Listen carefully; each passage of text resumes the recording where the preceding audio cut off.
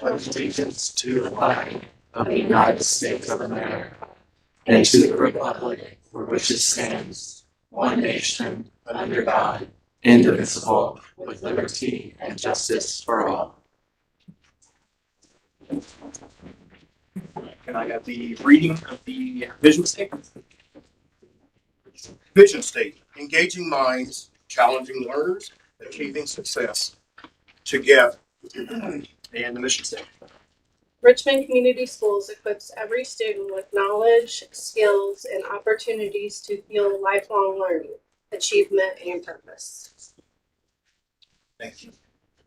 Dr. Wright, we have the RCS Strategic Planning Quarterly Update. Yes, sir. And I know that the fine folks in the back will. Can you hear us? Can you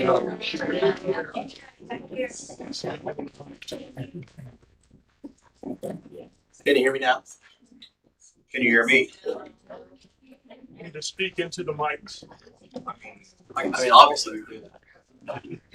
So we'll definitely exercise a higher level of octave as we all speak. But nevertheless, President Brand, trustees, community, come before you this evening with our quarterly report pertaining to the strategic plan.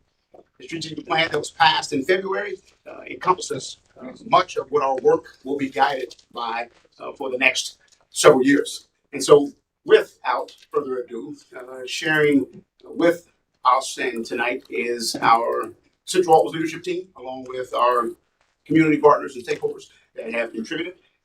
And we'll be sharing with you all some of the exciting and relatively progressive things that we've been doing for the past month and a half. I will say that I know the charge initially coming into this role was to create a professional learning organization, one that was confident and full of results. And I know that leading up to the board approval of the strategic plan, there was communal concern regarding engagement, not only from our faculty, staff, students, stakeholders, but others throughout. And so I'm happy to report, and as our team will be reporting, not only have we had communal engagement, but we've been so appreciative and grateful of such engagement. And so with that being said, we're going to start with our operations department. And as we are well aware, with the strategic plan, we have unique imperatives. The vision and mission statement was just read. How are the values of student first, safety, academic excellence, integrity, and community will continue to guide us along the way. Of those strategic imperatives, student achievement, financial longevity, building for the future, leadership and governance, and community engagement is what you'll hear about this evening in our truncated and very brief, but yet thorough quarterly report. And so without further ado, I'm going to turn to our Chief of Operations, Mr. Stacy Miles, who is also joined by Mr. Kevin McCurdy, Mr. Roger Smith, Mr. Brad Walton, and a few others that may be in the audience that have been contributing to such discoveries and data finding. And I think of what we have to share will hopefully help settle some of the anxieties that have come with the strategic plan. So, Mr. Mops. Sure. We're going to start out our main goals. Grade levels and instructional programs are located and structured in an intentional way, and district facilities create a sense of pride within the community and allow access to community members and groups for use. And we currently allow our buildings to be used quite often, and that is one of the metrics that we use when we go to see how we're doing in that. As far as building for the future, goal number 8, we're going to be working on presenting a 10-year facility master plan. The progress that we have towards that, we toured the buildings. It was cabinet, Director of Facilities, Mr. Walton, Mr. Smith, and Mr. McCurdy from LWC, and along with the principals. And we looked at their usage, square footage, and got in a sense, boots on the ground and eyes in the classrooms to see what those buildings look like. You can't really get that sense from a map or from a schematic. From that, we looked at the 5th grade being moved back to the elementary buildings in the 2027-2028 school year. And we also discovered that the pre-K can actually stay in the elementary buildings. We have enough square footage to facilitate that, and that is different than what we had originally thought. And for this next year, Logos and STEAM, will be staying at Hibbard, and there'll be no changes there. And as well for Baxter, no changes in that program for the coming school year. And so with that, again, just to repeat, and I know that that was something that we had heard from the community and throughout the strategic imperative working group that Mr. Mops and the team have assembled, made up of community members, faculty, staff, at this juncture again of the findings for the 26-27 school season. Hibbard would not be disrupted, along with its programs found there in Hibbard, along with the programs found in the Baxter building, the youth services program in an alternative setting. The pre-K through 4 experience at our elementaries will remain intact for 26-27, and as we move the 5th grade back into the elementary setting for the year 27-28, it still will not disrupt the pre-K.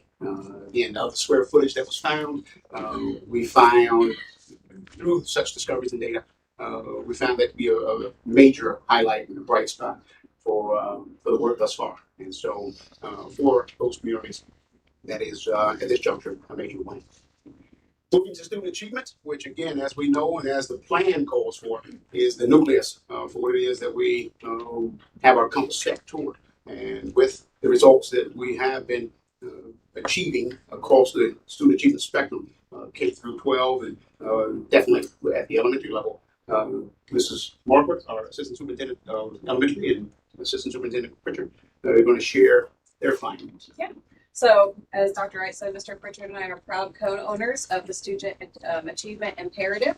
And just to go over our 3 goals, touch on those: maximize student academic outcomes, strengthen programs for student growth, and then prepare educators through purposeful professional development. So, our progress so far on those goals have been: we've successfully launched our Student Achievement Planning Group, and that has a mix of teachers, administrators, and community members on there. We have met 2 times already, and we are focused currently on our goal number 3, which is strengthening that educator professional development. And we're looking at the possibility of dedicated time for teachers to have daily blocks of professional development, approximately 45 minutes in their daily structure. So we're gathering stakeholder feedback from those committee members. They're going to bring back to our next meeting some reflectives, I think, and I wonder, from all of their different perspectives as we look at that goal 3. And then, as Mr. Mops touched on, we've already started some intentional planning for the grade level realignment options that the plan calls for. And so we did review building space and capacity to make sure that we're ready to implement the benchmarks that are set in the strategic plan. And so, again, a major takeaway from the student achievement slide deck is the simple fact that in meeting with teachers, hearing from teachers, recognizing where we are most focused, which is providing high quality instruction, high quality teaching. That professional development piece is a must, and it has been highly requested. I know that as we continue to work through this work, teachers, I believe, will find that such time is only going to allow them to improve on their craft. So, shifting gears to financial longevity, to financial longevity. I'm then going to turn to our Assistant Superintendent of Business and Finance, Mrs. Karen Scout. The floor is yours, ma'am. Good evening. So one of the first goals that is established on the financial side of the strategic plan is that we provide our stakeholders with increased learning about the budget. So with that, we have intentionally been having monthly board reports where we discuss budgetary items and some important factual points about the budget. So with that tonight, there's just a basic overview of the funds that we utilize from tax dollars. These funds come, the education fund comes from revenues at the state level that are collected and then distributed based on enrollment. The operations fund is real and personal property tax funding. Debt service fund is also real and personal property tax. And then the rainy day fund are funds that are transferred from these other funds, with the exception of debt service, for one-time use. They are not intended to cover ongoing expenses, and the board established policy dictates how we can use those funds. So they are very specific. They can only be used for one-time transactions or for temporary transfers to the other funds for cash flow purposes.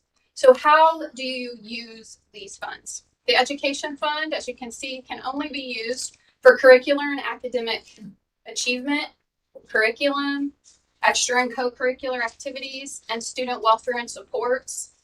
Operations funds are used for administration that is not curricular in nature and is more infrastructure and operational in purpose. It is for facilities, technology, student transportation, and bus replacement. And then debt service funds are specific to bond repayment. So if a bond is taken out, then this is for the payments that are made to repay those bonds. Rainy day funds, as we've already talked about, are specific to board action, and they are for one-time use. Another goal in the financial longevity area of the strategic plan is to look at balancing the budget and utilizing our resources with the potential that we can to be financially responsible. And part of that is just understanding where we are today. And as we talk about future building needs or future things that we might need to accomplish through this strategic plan, there are some items that we want to be aware of. And that's just our current debt service levy right now for this year is about 3.3 million. That will drop off a little next year. Those are levies. That is the tax that is utilized to repay bonds. And then our current GO, or general obligation capacity at this point, is $9,869,000 and a little bit of change. So with that, that's what we look at when we need to do some additional facility or technology work that might be higher than what we have in revenues in the operation fund. So that's where that perspective comes from. It's also just good to know where we are today. The one thing that I want to know is the operations fund is undergoing some change. So last year, the state legislature passed a big change for all county units of government. So that's your cities and towns, that's your counties, that's your libraries, and that's your schools, as well as your townships. And with that, the taxation factors are dramatically changing. So homeowners are going to see additional deductions. They're going to move from a flat rate to a percentage. They are going to see changes to abatement rates. They are going to see changes to just overall taxation. And what that means for each unit of government is that the prior look at budgets, if you were focused on a tax rate, has to change. And you have to now truly focus on a tax levy, because the way that the factors are in the law, the levy, even if you kept it the same, will increase your rate. And that's just the factors in the new legislation. This change is at least a 10-year change to the taxation. So we will see change year over year for the next 10 years and possibly longer if amendments are made to this legislation. So we are preparing for those changes now. We are discussing budgetary reductions at the operations level that are separate of the education fund. And those are simply because of the impact that this will see. We want to be proactive about it as much as we can, because oftentimes you do not want to be reactive, and sometimes you have to be. But in this case, we're trying to be proactive about it. So as we are planning, we are looking at all of those things that we can do to help make these things happen. Thank you, Mr. Scalvin. I know that later you'll be sharing the fiscal report to further emphasize some of those points of reference. And again, as is found in the strategic plan, the goal is always to not only balance budget, but also maintain fiscal responsibility and stewardship. So thank you, Mr. Scalvin. The next imperative is leadership and governance. And for that, our Director of Human Resources, Mr. Stephen Henslow. The floor is yours, sir. Thank you, and welcome everyone. Thank you for being here tonight. I will talk about leadership and governance as part of the strategic plan. There are 3 goals housed under that imperative. The first is that the school board follows ISBA best practices. Goal 11 is to put policy and guidelines into practice. And goal 12 is to invest in educator and administrative team like they invest in our kids. So there's some progress points that we have made. Our school board attended COSPA, a national conference for school boards across the country. Our board was in attendance. We had, I believe, 4 members who did attend, and that was in March 2026. We do have board members who will be attending the ISBA regional meeting tomorrow as well. Our monthly policy working group, we have met every month with the exception of April.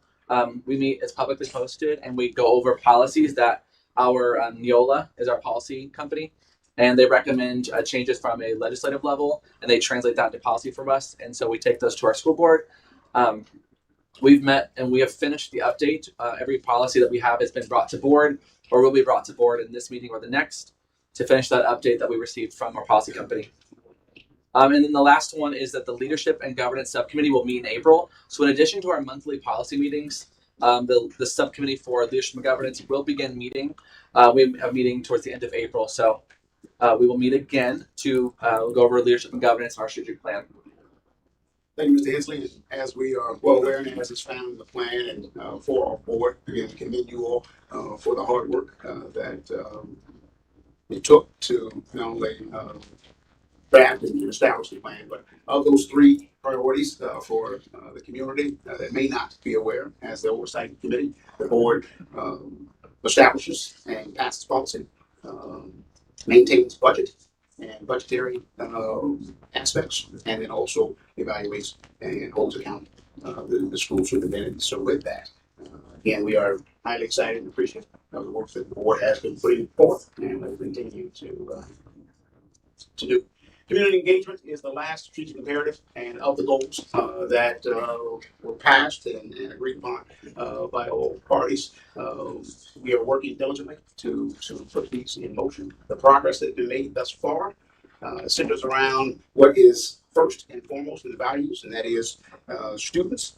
And so our student advisory group has been assembled and has met on 2 different occasions. And of the conversations we've had with students, remarkable levels of engagement and intelligence, as well as focus. When sharing the strategic plan with students, one thing that they continue to reiterate is how appreciative they were of being involved, engaged, and heard.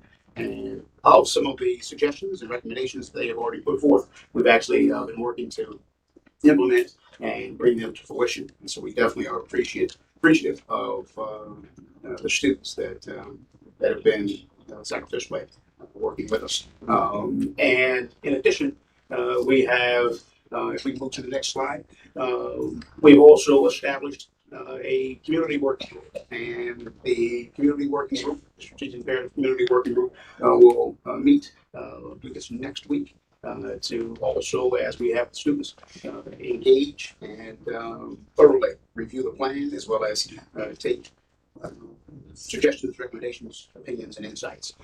Finally, our community conversation series will take part next month, there in the month of May, and the 2 dates, if we can go back, I apologize, are May 14th and May 26th. And as we have done in past practice, those community conversations will give the entire community an opportunity to share with us, as well as from those in the day-to-day as to how we can improve and work to get better. With that, again, as I started, I'll finish. We heard from our community a few months ago, and the goal was for this to be a communal experience. And thus far, we've made it to be just that. We cannot thank the community members, the faculty, staff, the students, and those who have been contributing thus far. We can't thank you all enough, and we look forward to the next several phases of this plan, as well as the future of our beloved corporation. So with that, if we Can I ask a question? absolutely, if you'd like. That student achievement, the achievement committee, the strategic group, I guess, they make up of teachers, administrators, and students. What is how many are in that group, and what's kind of the breakdown of each in that group? So it's teachers, administrators, and community members. Okay. There's about 18.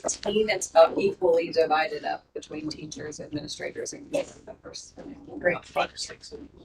So the student group is separate. That's Yes. separate. Okay. Thank you. We meet separately. Thank you. And again, I think your community and definitely the board would be extremely pleased to know that those students, their insight is remarkable. Yeah. And as we know, with theory and practice, sometimes they don't align. And for our students to have the courage to share with us, and that is indeed the case, is appreciated, as well as the adults and the family staff in the student achievement imperative group. They also share with us at times in practice and theory. I do not have other questions. I feel like that's something that the board has expressed interest in having more of the student voice. So that's what Well, it is enough, and for those of us born and raised and growing up around Richmond, you all heard me say, and some of the students chuckled because they get to relate to the experience we all have out on the east side skating rink when the DJ yells that it's an all skate and everybody runs to the skating rink. That's what this experience thus far has been, and it's felt like it's been an all-inclusive experience. So with that, I relinquish questions back to the board. All right, we will move on to item 3.01, open forum, I believe. Sorry. Yeah, we can find out. 2.02. 2.0 is this was staff. Oh, that was part of it. And so we'll now, I apologize. You're up. Okay. You want me to come to the podium or stay here? What's your preference? I'll do whatever's easiest. As long as everybody's hearing. Okay, that's fine. Yep. Okay, so tonight we'll go over the March monthly financial report, and this looks a little different than last month. Last month, in an effort to just provide some new information, we looked at some charts about how the budget is used and some specific breakdowns as to the types of expenses and how much of the budget those are in. Today, we're going to look specifically at our taxing funds and then give you a new perspective on the budget that I really like. As we move ahead, I would like to continue this at least every other month so that you can see the actual ins and outs a little more clearly. I think that it will simplify it for the members of the board as well as our public and to know what progress we're making on the budget. So with that, we've already gone over this slide. This just provides a little bit of extra detail as to where the money comes from to operate a school in our taxing funds. And so the other funds within school work come from grants, and those are at the federal and state and local levels.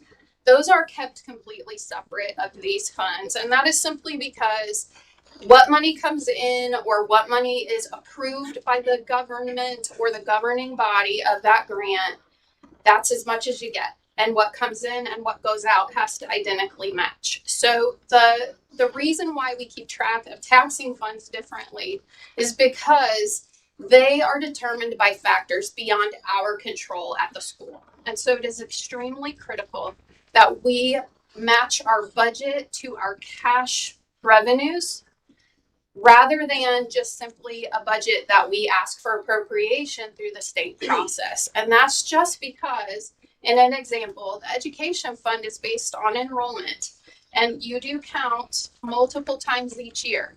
So we do a count in October that's an overall student count. We do counts in November for career education. We do counts in November for high ability. We do counts in December for special education. And we have other counts throughout the year that we have to report. In addition to that, we provide weekly ME reports, and that's membership enrollment. So that is attendance reports that we are required to do because now funding is actually drilled down into the amount of days that a student attends. And that is an extremely critical report that our buildings work very hard to make sure that everything is accurate when it's reported each and every week. And that helps the reconciliation at the state level on those membership counts in October and in February be super fast. So that verifies all the data. It makes sure that the information that we're providing is accurate and the funding that is then provided back to us based on those counts is exactly what it should be. So the education fund is really important to remember. It's handled by cash because you can only spend what you have cash available to spend. So regardless of what we ask for in a budget, because you want to make sure you are covered in case you grow students or in case you need something, you're ultimately only spending what you bring in revenue. The same happens for all of these funds. Debt service is very simple in that the only amount approved is the amount you have to spend for payment. So that is actually the most simple budget that we have because the state has all of those things already in reports. And so they make sure that matches. The operations fund is a little bit different. And that is because it has some factors that the other funds do not have in it that can dictate a plus or a minus of that cash. And the biggest of those being circuit breaker credits. They are taxpayer credits that taxpayers do not have to pay that amount of tax on their bills. But what that means to schools and cities and towns and libraries is that that is uncollectible revenue. So even though we are going to see on the budget that they give us that we're supposed to get $10 million, we may have circuit breakers of $5 million, which reduce that money that we're actually going to bring in by that amount of money. So because it looks like we're getting plenty might not mean that the cash is coming in to reflect that. So it's really important that we monitor that on a monthly basis, that we know what we're spending is only the amount that we're going to have in revenue, and that that budget is balanced. Can we move to the next slide, please? And then we've already talked about how you can use the money, so we'll skip this slide. But this is a monthly outlook of where we are right now. And this is the 5 taxing funds, and then all other funds are grouped together. And that's because what comes in goes out. They're pretty much net zero funds at the end of a year. So that's why those are transacted and watched that way. The education fund, we have benchmarks set in the strategic plan, and that is to grow reserves. If we grow reserves, that means that we have to spend less than what cash revenues we're going to receive. So as a simple number by practice, the old state number was somewhere between 8 and 10%. So our goal has been typically 8 to 10% in each fund. These are set at 12, knowing that that is a very high goal, and we likely are not going to meet that this year. We are definitely not going to meet it in the education fund this year, but it is a part of the strategic plan, so we are tracking it. So with that, right now it looks like we're meeting that target benchmark, but what that does is that is cash that is used for cash flow throughout the month. It doesn't mean that we're going to end the year there. This is a monthly snapshot. So we're going to look at the year in the next slide. But I do want to draw attention to the operations fund because it looks a little bad. It looks like it's a negative 40% almost. That is because operations and debt service funds only come twice a year. So they come in June and they come in December. And those funds then will get replenished at that time, and then you'll spend it down for the next 6 months, and then you'll get the next. And that is because they are tax funds. So for our public, you pay your taxes in May and November. Those are distributed out to our local government units, which school is one of them, then in June and December. So for the sake of our strategic plan, we are going to track what it would mean to grow the rainy day by 1%. And that's $40,835. There is an imperative that says our goal is to grow the rainy day fund. So that is based on the January 1 amount in the balance. If we grow it by that amount, we are probably not going to hit that target this year. Our public is fully aware that we have budget reductions to make. We have been talking about them since August. This is not new information. We have a lot of work to do, and we are trying our best to do it in a manner in which it is as thoughtful as possible. It is really hard, and I know that. But we are tracking our strategic goals because that is what it tells us we are to do. So if we can move to the next slide. I know this is really hard to read. It's easier to read when you are looking online. But this is a cash flow forecast, and this projects how much we are going to see at the end of a year. We try really hard to come as close as we can on this. Typically, if factors don't change, at the state level, we are pretty close on it. But we do watch it every single month, and we change it every single month based on those factors that we know. If, as you can see, can you go to the slide before this one? This is the operations fund, but the education fund. So there's a big red number to the far right side of that. That's how much negative we are expecting to be in that fund at the end of the year if all of these factors come in where they are. That is why we are working as diligently as we are, because we cannot be negative at the end of the year. So we are trying our best to do what we can to get that number to 0. We know that it's going to be probably a 2-year process to get everywhere we need to be, but we are working as quickly and as hard as we can to get to where we need to be. Balanced budgets and fiscal responsibility are an absolute necessity. And so we are really working to make that happen. And it is hard. And I do thank the board for all of their work on that. I think all of the administrative team that is working, because it is not just one person that has to make this happen. It takes everyone. And we know that it's hard. So, if we'll continue, I just wanted, this is the operations fund. It is exactly the same report. Your revenues are at the top, your expenses are at the bottom, with a projected end date and amount at the end of the calendar year. And that is because our budgets run on a calendar year cycle, not a school year cycle. So we can go to the next slide. I just very quickly wanted to touch base on why we're doing this. And this is the exact excerpt from the strategic plan on financial longevity. And if our public would like to read the expectations that the board has set for the corporation, they are all here. And with that, a balanced budget is a very, very big part of our strategic plan. And so that is why we're having hard conversations. That is why we are monitoring legislation closely. We're trying to get all the information that we can now so that we can plan for upcoming changes.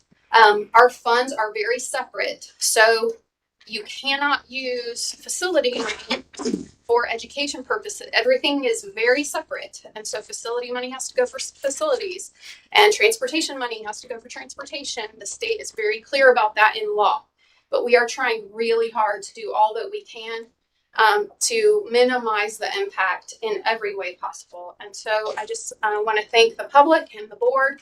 The other thing, the last slide, I just wanted to bring out, we have a really great set of questions and answers in our strategic plan. It provides our public with a few quick hot topics that you might be wondering why we are doing the things we're doing, or as decisions get very difficult, why they have to be made. And there's some good bits of information in that if you'd like to refer to that and look at that.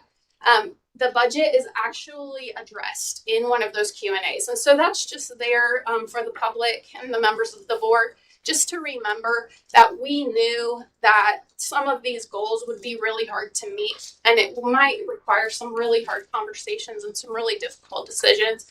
And so as we work, we just are very grateful for all the feedback and all of the help that everyone has provided. And the work will continue, as you can see, but we're doing all we can to get there. Thank you, Mr. Scalvin. As you referenced, and as we have highlighted, as everyone's come to know, we're not immune. Richmond Community Schools is dealing with this along with other school corporations in our county, school corporations in our state, as well as across the country. As for the slide deck, while it may have been difficult for folks to see, it is and will be available online along with the strategic plan and the strategic plan report with those frequently asked questions that you made reference to. Question board. Alrighty, with that, we're going to ask that some of our presenters shift to the so you just have 2 minutes as they make that shift. Thank you all.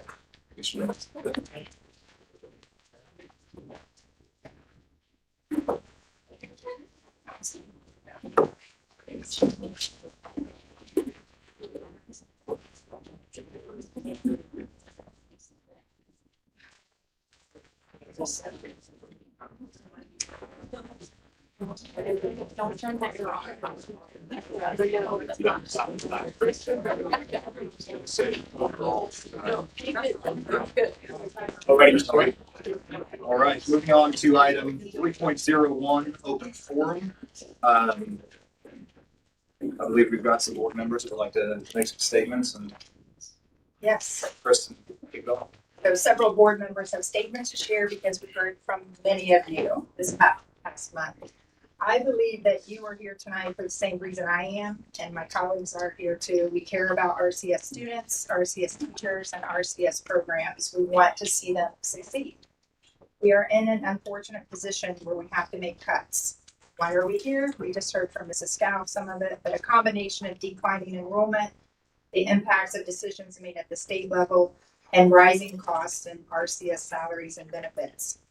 When I joined the board 5 years ago, we were in a much different position. We were in the midst of receiving waves of ESSER funds. The ESSER funds were temporary federal support during COVID. The ESSER flip came in 2025, meaning that extra support ended, and we expected and planned for this. What we didn't anticipate was SEA 1 that passed a year ago tomorrow. And this presented some new financial challenges. We began discussions immediately. This property tax relief law will negatively affect 99% of Indiana school districts. The board charged the central office leadership team with coming up with budgetary cuts. We asked that they be as far away from the classroom as possible. They did this and came back with lots of ideas. Many have been or are being implemented now. The creative arts proposal was one idea I didn't like, and clearly some of you didn't like either. I didn't like it for a number of reasons. As a parent of 3 former RCS kids who participated in music and art through RCS, I saw the benefits. As some may know, I was a public school teacher for 25 years, and I understand the importance of having trained, licensed teachers in the classroom. I currently teach at IU East a class called Integrating the Arts. I teach it because I believe in it, which is that creative arts education directly boosts student achievement. It's shown to improve cognitive skills, fosters critical thinking, engages and motivates students. These creative arts programs are special and are one of the many reasons that families choose to come to RCS and send their kids there. So the central office leadership team is going back to the drawing board. This is part of the process. To me, it's not administrators versus board, RCS against REA, it's creative arts versus athletics.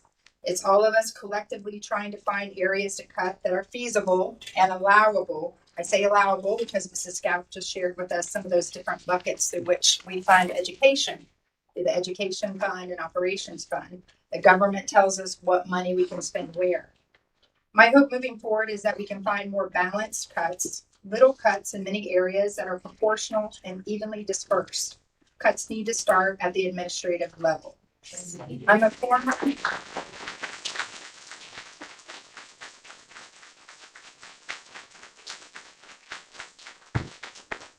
a former teacher who received RIF notifications myself 2 years in a row, so I understand the stress and fear of losing jobs. Now I'm a school board member that understands the stress and fear of keeping the corporation fiscally sound.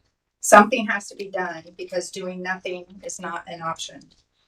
Thank you for those who reached out over the past month via email or personal phone calls to share your thoughts and experiences. Your voices have been heard. Keep reaching out. Thank you.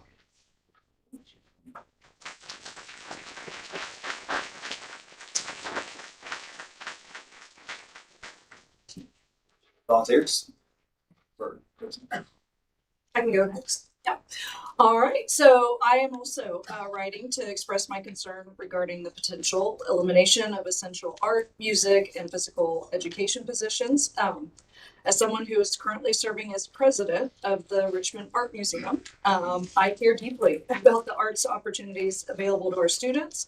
Our high school is uniquely distinguished. It is the only one in the entire nation that has an art museum attached to it. That's a point of pride. In my opinion, that's a point of pride that reflects our community's long-standing commitment to the arts. Richmond also has a remarkable musical legacy, including the distinction of having the very first high school orchestra in the nation.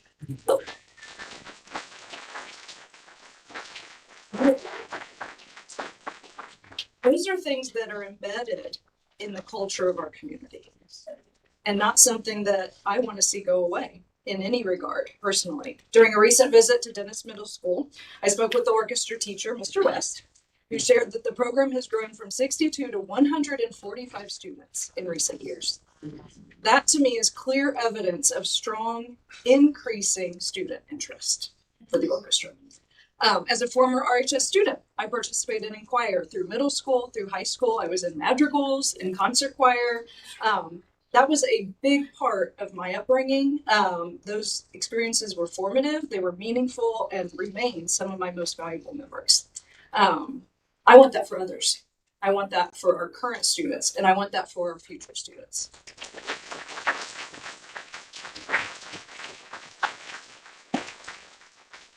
As we consider these potential cuts, I'm of the strong opinion that we should explore alternative solutions to avoid these reductions. The board has collectively expressed their desire for those cuts to start at the administrative level. We have said that, and we're waiting to hear back in regards to what those could look like. Our students benefit greatly from a well-rounded education that includes the arts, music, physical education, all of these things, programs that play a vital role in their academic success, their personal growth, and their overall well-being. Thank you.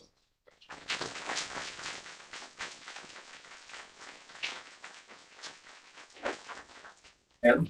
I didn't prepare a speech, and please forgive me ahead of time. Last week and a half, I've had a very violent cough. That's when my voice sounds like this.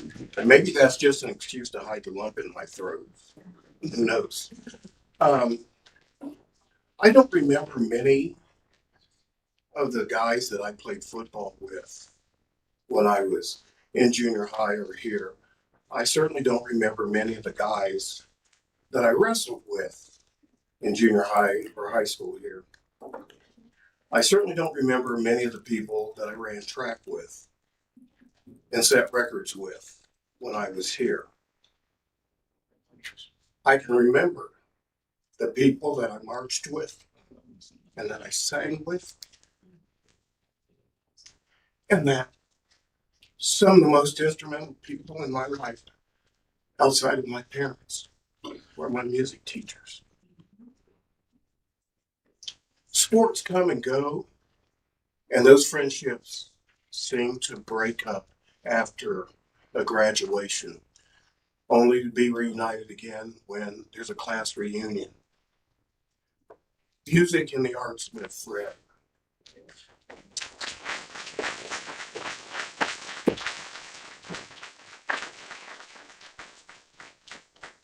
I look out here right now and I see the faces of people who I worked with as a marching instructor, some who I drum majored with, a lot who I sang with, and even after graduating from here, came back and spending 10 years working with the band and also with the choir at times, and developing those relationships.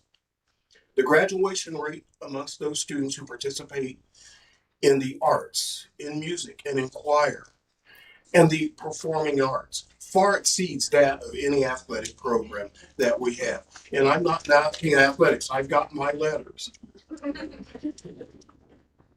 But they don't last forever. And you compare the graduation rates. You look at the ability to read, to do math, because you cannot sing or march or play an instrument without understanding how many beats are in a measure. That comes by trying to do 6/8. 6/8. That's difficult. Or 12/8. Don't laugh. Yeah, that's hard math, but you have to do it. My point is this. This community is very much focused on the arts, has been, will always be focused on the arts. Our upbringing, our building, The strongest people in our community have a music background of some type, whether it be vocal, whether it be instrumental, whether it be performing arts. Look at Civic Theater, look at Civic Hall, look at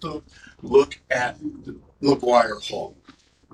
These things are not here without those people who over the last 100 years have made the sacrifice and done these things. The people who are the parents and now the students of those who are involved with our arts program, those are ones that will remain in Richmond. Their kids are going to remain in Richmond, are going to be growing up in our music programs, in our arts program. My thought is, as a board member, I've had very few golden eggs in my career. I was never emotional when it was coming time to take a vote to close down schools or programs that were my kids were involved in. This is my golden egg.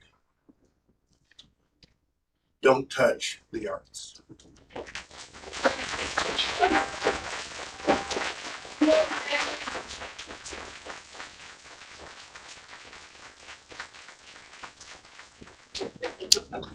Sorry about that. It was a lump in my throat.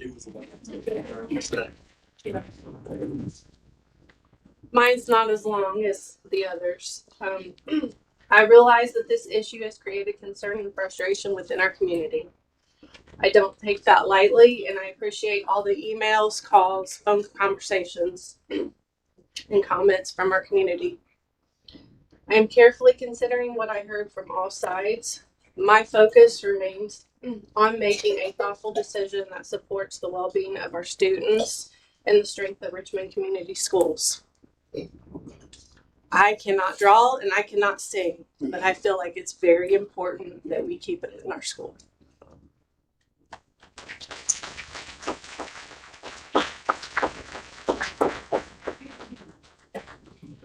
So I just wanted to take time to thank everyone that's here for showing up.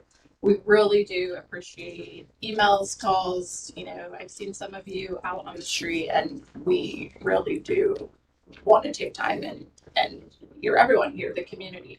But I just want to say, as a mom to 4 kids, currently in the school system who participate in band and music, I have a tuba player. I was a saxophone player. I marched. Begrudgingly, but I marched. And I have a 7-year-old who is a future art teacher. That is what she wants to do. She has been set on that. I really was disappointed to sort of hear about this proposed solution as it was coming about. For a lot of students, and I've said this a lot when it comes to athletics and specials, that is just as important as reading and math, right? We come from a community where, kids find joy in some of those things. It gets them through the day. Sports gets them through the day. Going to art, going to PE. I mean, I just feel like having qualified teachers to be in those classrooms to, get them to learn how they need to learn is vitally important. So we all know and we all understand that the state legislature has continually cut funds and tried to eat away at public education, which is very unfortunate. But I think that trying to find a way to address how we handle this is vitally important, instead of just saying we are going to remove some of these teachers, which does affect programs. So as a board member, switching gears, I think it's important to know that when we went through collective bargaining last year, we knew that there would potentially be cuts, because as a board, we do try to strive to bring up teacher pay, really pay them what we want to show their value. I'm not going to get in the weeds with that topic, but when the cuts were sort of shared with us last month, we were all sort of under the impression that we wanted to try to make them as fair and equitable. However, I don't think that really played out how any of us thought it would with the community. And I have said this to Stephen, and I just want to commend you on stepping into this role and being that person. But I don't agree with the proposed solution for cutting some of the specials or riffing some of the teachers in those areas and replacing them with paras. I think there are other ways that we can look on saving money. And I, like some of my other board members have said, we continually push on the administration, right? We have to cut other places. We want it to be fair, we want it to be equitable, and I don't think necessarily starting with teachers is the right approach without also starting with administration, starting with central office as we've addressed. So I think it is important as the board has come together to really charge the administration to look at the way we can handle these cuts. We can make different cuts, and we really want to show the community that we are all lovers of the arts and support 100%.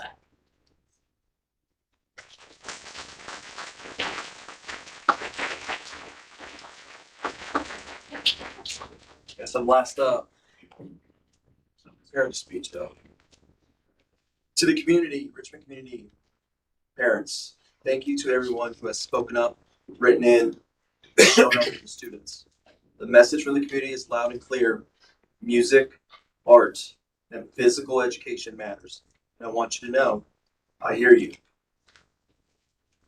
These programs are not side notes in child's educations. They are central to it. They are where students discover who they are. They are where confidence is built, where discipline is learned, where creativity is unlocked, and for many kids, where they finally feel like they belong. For some students, these classrooms are the reason they come to school at all. So let's be honest about what's in front of us. This is not a debate about value. We all know the value is us. The real issue is how we navigate serious financial challenges without losing the very programs that shape your child, my child, the whole child. And that's where my responsibility comes in. I will not support decisions that quietly erode opportunities for students. Without full transparency, clear accountability, and a plan that puts kids first. If changes are proposed, this community deserves to know why, how, and who is responsible for the position we are in today. We owe our students more than survival. We owe them opportunity. And that includes access to music, art, and physical education. Your voice and the voices of others in our community matter greatly in this process. I encourage you to continue sharing your perspective as it strengthens our collective ability to protect what is best for our students. I am committed to asking the hard questions, demanding clear answers, and working towards solutions that protect these programs while ensuring the long-term health of our district. As a graduate of 1999, I was in band for 4 years. Marching band, I played clarinet.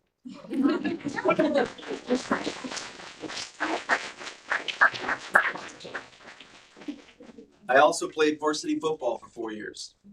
I participated in track for 4 years.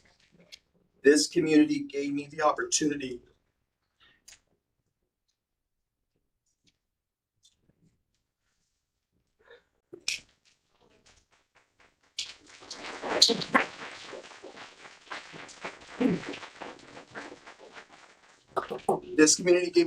to reach as far as I can, to dream of the possible, to inspire the next generation. Because at the end of the day, this is more than about budgets. It's about our kids, their futures, and the kind of community we choose to be. I choose RCS.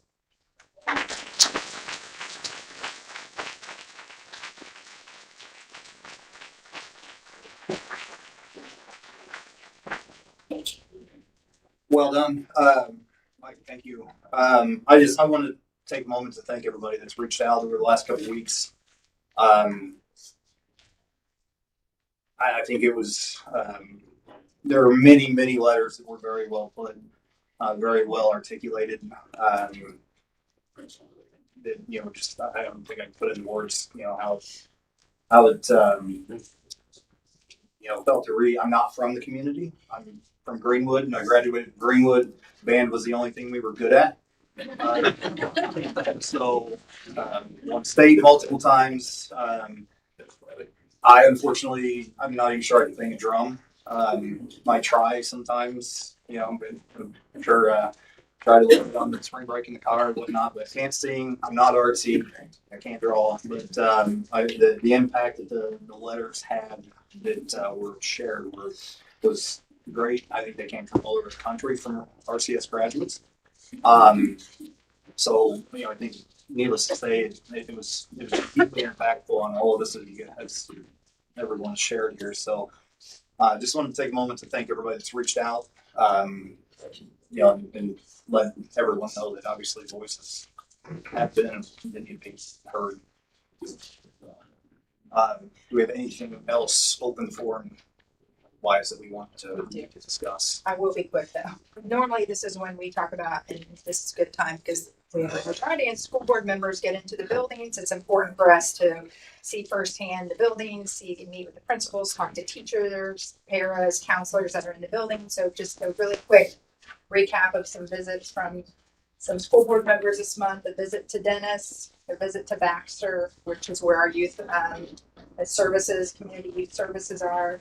A great meeting with Mrs. Hobbs there that leads the Hold On program and the youth service programs, and a virtual school there as well now.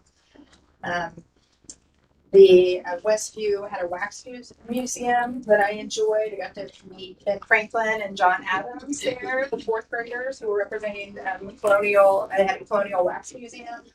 I want to give a shout out to teachers Mrs. Hilbert and Mrs. Jean for the invitation. It was really wonderful. Cresto had a literacy night. Lots of free food for the families that came, but also free books and free activities. So that was wonderful to attend as well. I think that's it. And I was just going to say, last night, member Hilliard and I, we went to Active School at the high school. And I think even in the midst of this, it's stressful because we all are trying to do our best. It was good. I'm not a crier, I promise, but I was crying my eyes out sitting there. And it just kind of brings you back when we see all these great seniors and they're bringing some of their kindergarten teacher. One teacher lost contact with their student for 5 or 6 years and was shocked that the senior wanted to really honor her. So it's little things like that as a board member. I mean, anyone from community can go, but it does sort of just remind you why we're here. You just see all the love. I think this time of year, especially as we're going through all the senior events and walking the halls, it does sort of warm hearts a little bit and just remind us how this community does come together. So it was just a great, I love going to those. It's rewarding just to watch and see all these students come so far. So. Sure. I just want to say I've been seeing our middle school eighth grade team went to New York. Is that correct? Yes, eighth grade trip. So just want to give a shout out to the teachers and parents that made that possible. New York's fun. New York's fun when you're in college too. But I will say this: those eighth graders are going to have the time of their lives, and total respect for those teachers that are manning the ship for us, and hopefully they come out with some good history lessons in New York. And I like the new trip that's coming out next year. I don't know if you guys seen that, to where we are looking to propose to go to Canada. So Montreal, Quebec, that would be a nice little trip for Richmond High School too. So I want to give a shout out to that. Whoever thought that up, that was really awesome. Mr. Ward, yeah. Shout out, Mr. Ward. Good job. And Mrs. Hall. Yeah, she's Hall. Let's give a shout out to her too. Get that. So.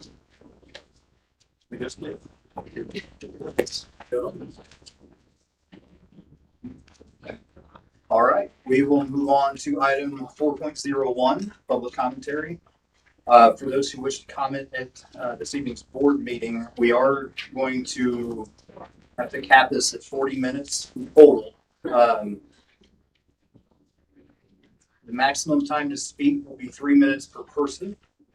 Please keep your comments fact-based and within the time permitted. Comments are not to be personally directed or abusive. Comments recognizing the work of staff and students are always welcome. However, critical remarks concerning specific school personnel or students are not to be made through the complaint process. Are to be made through the complaint process available in policy 9130. School board members do not respond to public comments during the meeting, but the board president will send you a personal follow-up email with the rest of the board copy. Please state, other than students that speak, please state your name and address. Any students, I don't think they're going to be into that. The state and address. I would encourage, if you're here with the group, potentially. So I know there's how many? 38 signed up. 38. So if you're here with the group, if you would, kindly elect potentially to select somebody to speak on your behalf, everyone join at the podium, so that we get as many in as possible within that time frame. That would be appreciated. But other than that, we start first on the list. Start first on the list and then go down. Okay. First we have Lemon Swanson.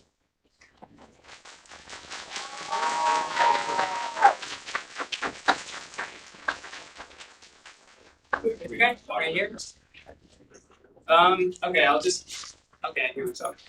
All right. When I first moved to Richmond, I had a house to live in, but I didn't have a home that I loved until I joined the band. My people in the band became my family, and I know that at the end of the day, they will always be with me. With band, I have learned resilience and strength and perseverance, but most importantly, how to feel proud of myself. My directors have worked so hard to create a home for all of us, but most importantly, a home for those of us who don't have one otherwise.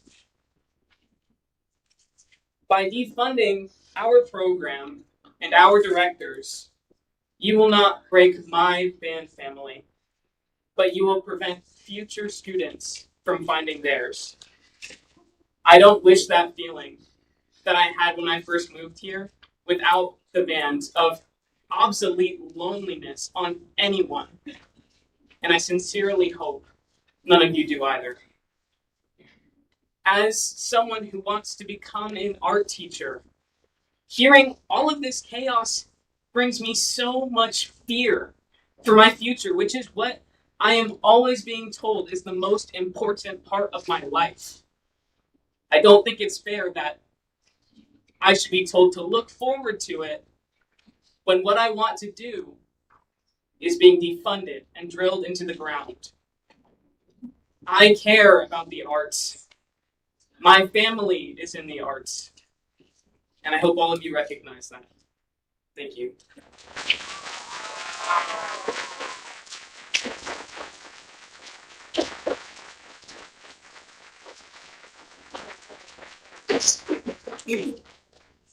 Next we have T. Washington.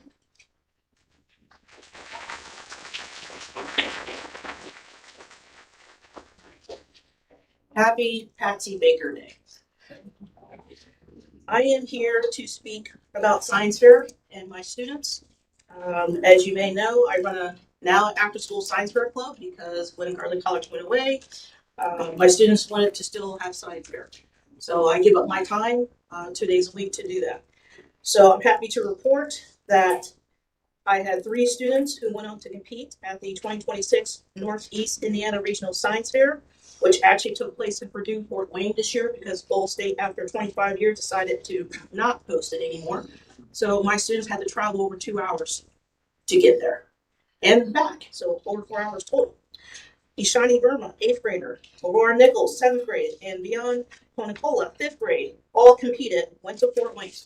I am happy to report that Ishani placed 3rd in the junior division with her chemistry project and earned a special award for Thermo Fisher Young Innovators Challenge Award, and also went to the State Science Fair on Saturday, March 28th. Aurora placed 2nd with her project on behavior science in the junior division. received several special awards. Thermo Fisher Young Innovators Challenge Award, American Psychological Association Award, and from Franklin Electric for best/most convincing argument. They both went to the former IUPUI campus. I went there with them, gave up my Saturday to support them. Unfortunately, they did not place or win any special awards. Doesn't matter to me. The fact that they made it that far, they competed against 100 other students across the state of Indiana. That's all I can ask for. The fact that they're voted for next year, they want to win, hopefully. I've sent students since 2016 to state science fair. I only have one student who actually won and placed there.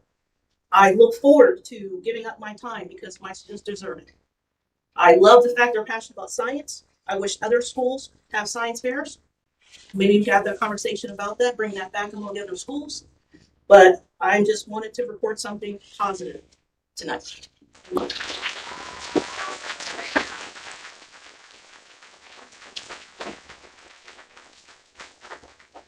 Up next, we have Laura Art.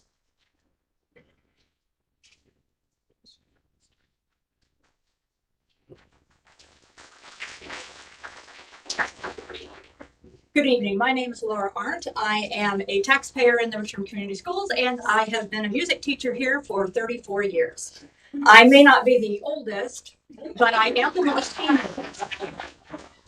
A couple of weeks ago, I was told that what I had given my entire 34-year career for no longer needed to be staffed by a professional.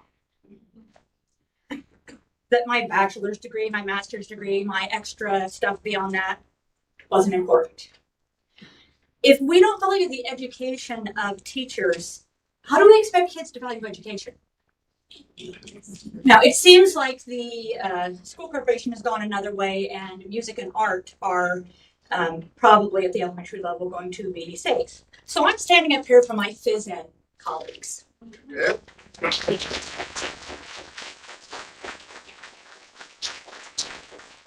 Everything that is true for music and art is also true for phys ed. We're expecting paras to teach. Let's just say what it is. They may not be writing the lesson plans, but everything else they're being expected to do. Untrained people. That we are going to give a day and a half, 2 days worth of training. And we know that's not going to work. We can't keep paras as it is. How are we going to find yet another group of however many? Attendance is a problem. How are we going to deal with that?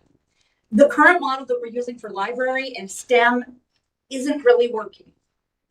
It's okay, it's tolerable, but it's substandard at best. Our kids deserve better for that, for the phys ed. Our people would be supervising people with no training in the area, and with them having no training in how to supervise an employee. What could possibly go wrong with that? The fidelity of the curriculum, gone. There's no other way. And for the big one for me, the safety in phys ed is a huge deal. We have people who know how to deal with that now. But you're dealing with small people running around, having the time of their life. Some of them are very competitive. And when they're already being physical and competitive, you got to have somebody who knows what to do. So I stand here saying art and music are important. So is PE.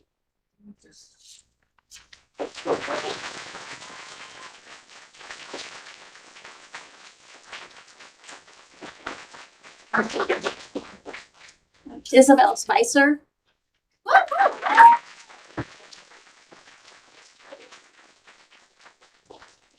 Hello.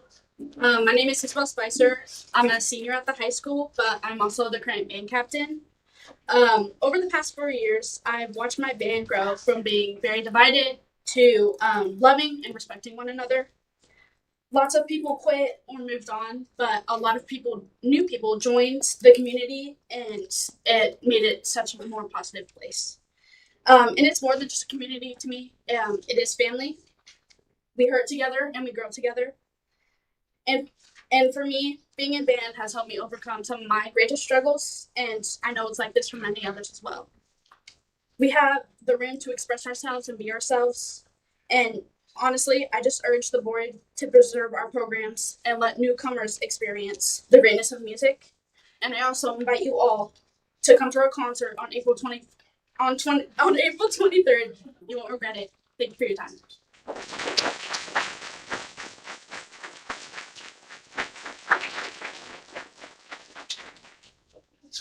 Next, we have Marsal Collage. Sorry if I said that wrong. My name is Marisol, and I am here as a student at RHS to talk about what has been happening with the teachers in this district. What you are doing is not only harming the teachers, but is also harming the students. The music programs can get hurt by your decisions, and there are students considering dropping out of the classes because of what is happening. I have been told firsthand that there are students who are scared that they won't have the stability to keep pursuing music in the future. And the music programs won't be the only thing harmed. The whole school is going to be worse next year. I have already experienced how cramped the rooms are. I've seen teachers try to put one more desk in that won't fit. And it won't fit because classrooms were not made to handle that many students. Because a teacher cannot and should not be expected to properly teach that many students. It's impossible for a teacher to give enough attention to students when their room is past max capacity. And it pains me that I will have to watch as people lose the teachers that made a difference in their lives. Thank you.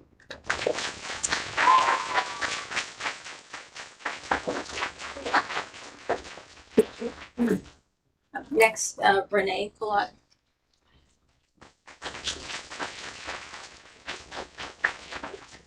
Hello. I am coming to you as a mother of 3 students. My son graduated last year. My daughter's a senior this year. She was just recognized at the Senior Achievement Award yesterday. My daughter is a sophomore. When I first moved here from Richmond, I came from Ohio, and I was so happy because of all of the programs that were offered here, all of the opportunities that my children have here. I was proud that they were here in Richmond. I would hear people say bad things. Oh, why are you going to Richmond? That's such a bad school. No, I saw the good in it. I saw everything. My son was in the engineering program. My daughter is currently in bio. My son is now a freshman at Indiana State University studying economics because Mr. Newman, he had wanted to study engineering his whole life. And then Mr. Newman made such an impact on him that he changed his whole career just because of one teacher. That is the impact that these teachers here at RHS have on students. And for me to hear all of these teachers being riffed, teachers that make differences in the lives of students, it doesn't matter what subject, if it's music, arts, history, you never know what subject is going to change a student's life, going to change the direction their lives take. And for any teacher, I know that budgets have to be made, but in this mission, it states one of your values. RCS makes decisions and acts based on what is best for students' learning, well-being, and long-term success. That is something that I urge you to consider because every single teacher that is cut is harming our students. So thank you.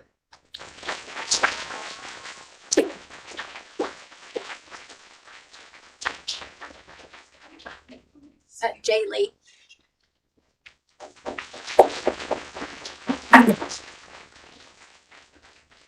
Thanks, everybody. I appreciate you all coming up and expressing your opinions and thoughts and well wishes for everybody.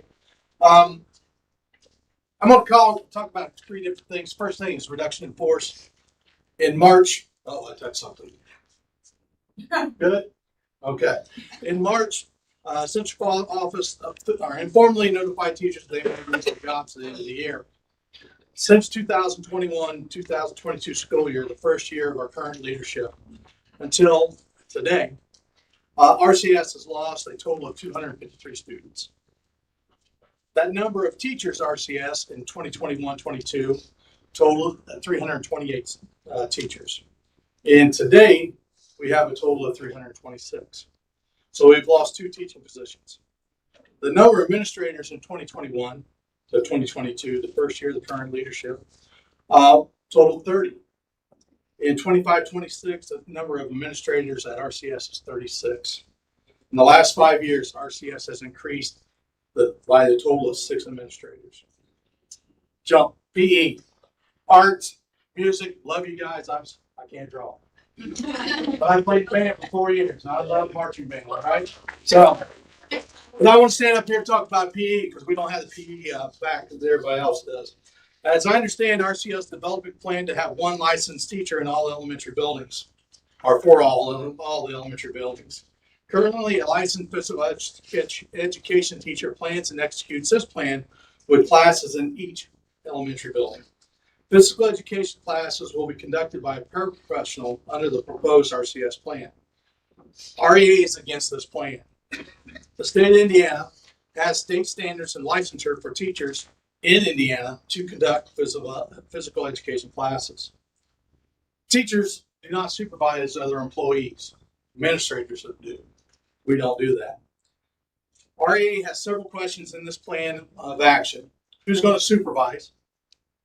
What about the safety and the instruction of the PE classes, day-to-day instruction? What happens if an emergency happens? Are they going to be CPR certified? I don't know. We are, because that's how we get our license. Is daily attendance and grades going to be put into Power School? Basically, the RCS plan, as of what I know, is a RIF of a licensed PE teacher and an involuntary transfer of another elementary PE teacher to a classroom to be replaced them with paraprofessionals. It is my opinion that they are not reducing in force. They are just reducing in salary at the cost of our students, schools, and teachers. Last thing. Do I have time? Nope, don't have time. Last thing, we're going to be transferring $623,000 from the ed fund to the operations fund. That's on the end of the board. So that's some of that.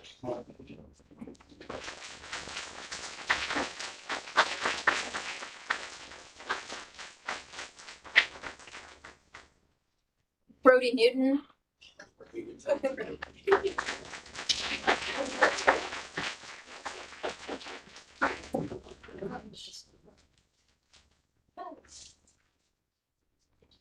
Thank you for allowing me to speak today. This is a very important topic for me.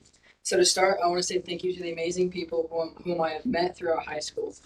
Through my education, I have been able to uncover and accept the true meaning of high school. High school isn't about learning. It isn't about getting through that math problem or reading that book or this book. It's not about being on top of your class or passing any class.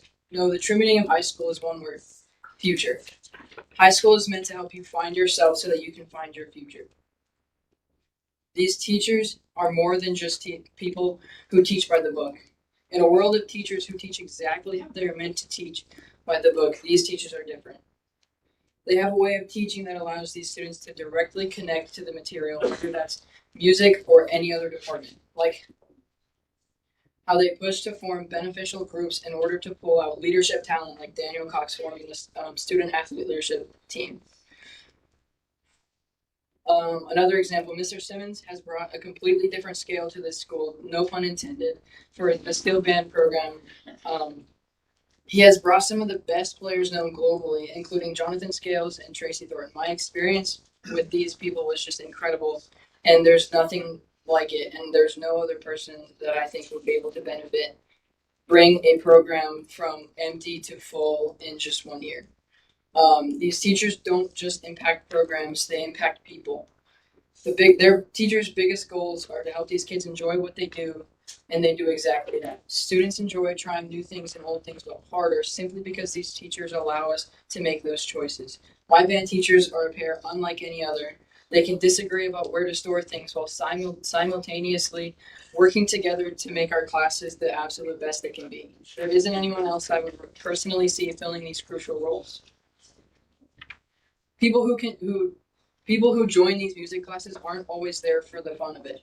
These classes build bonds and deeper connections with staff.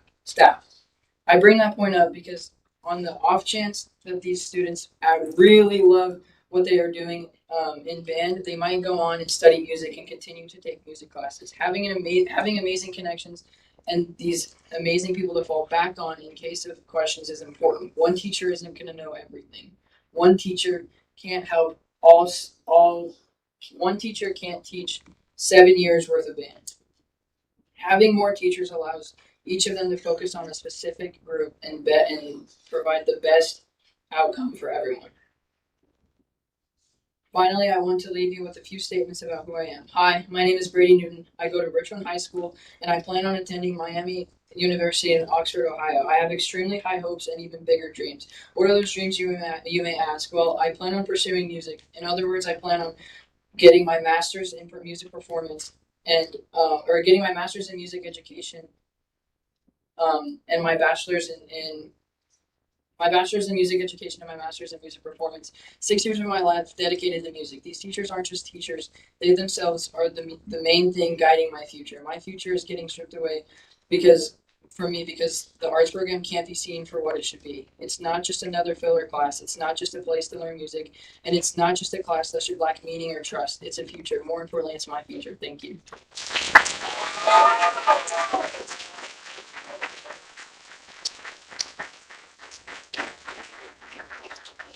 Gabriella Benz.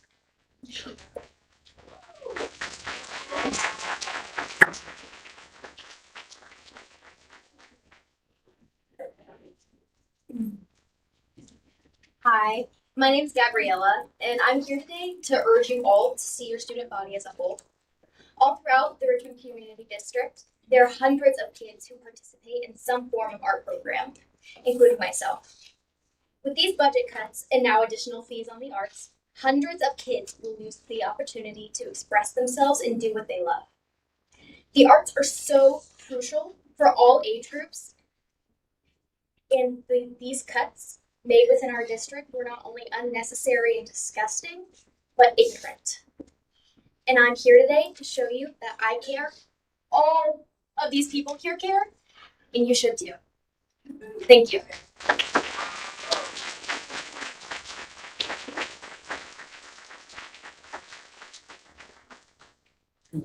Zach McQuarrie.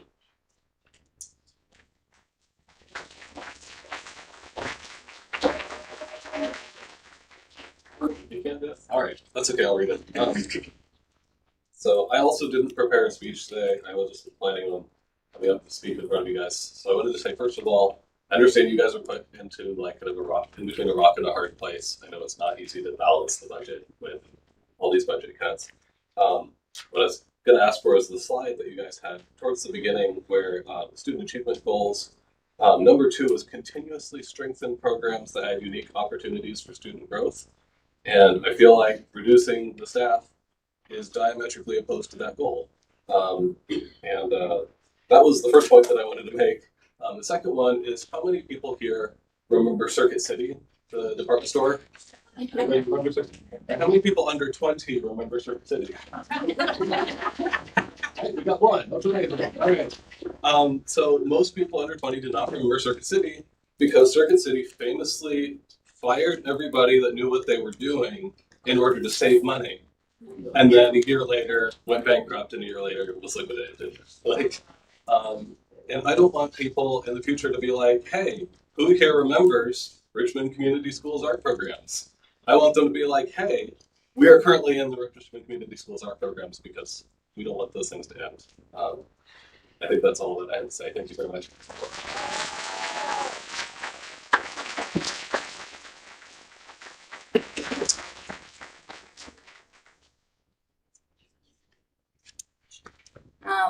Melilda FM.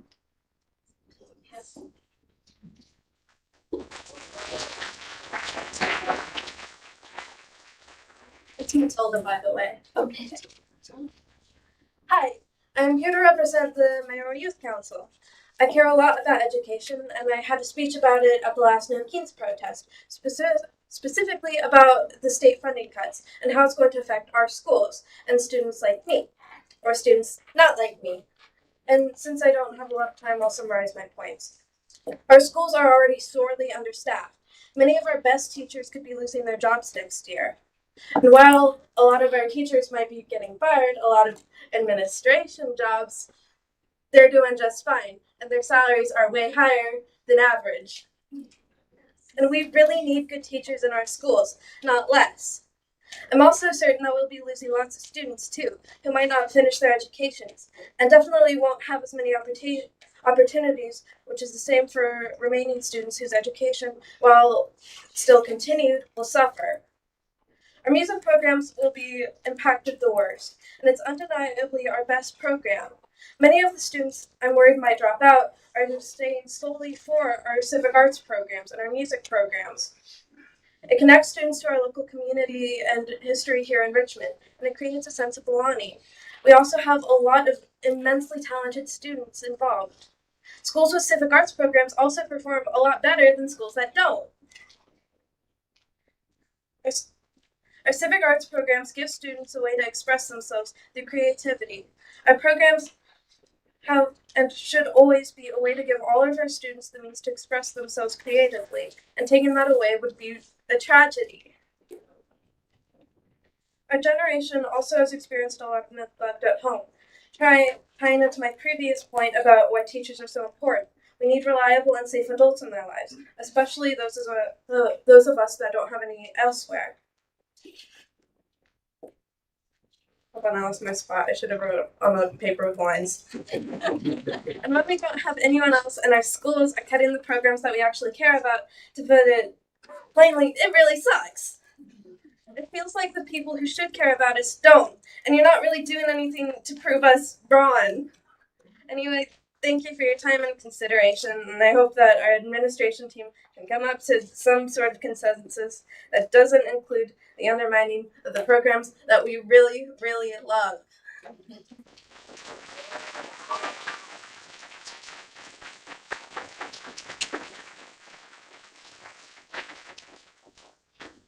Karen Ball.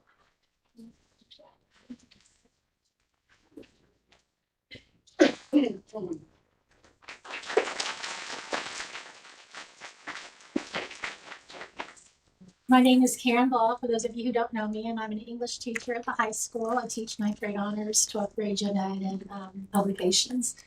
And although we've been hearing a lot about our art programs tonight, I do want to note that when we hear that teachers are going to be cut and replaced with pairs, that it affects all of us.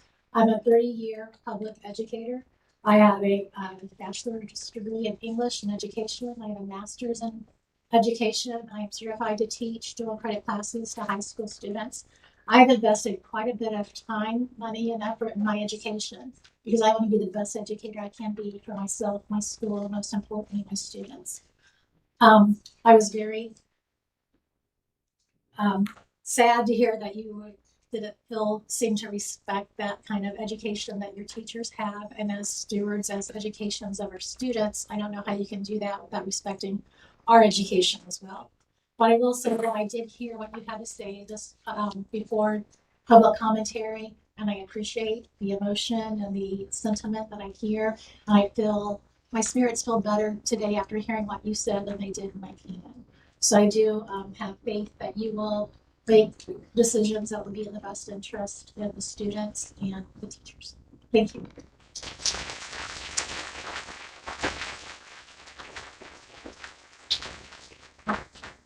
Our last one will be Ray McCall.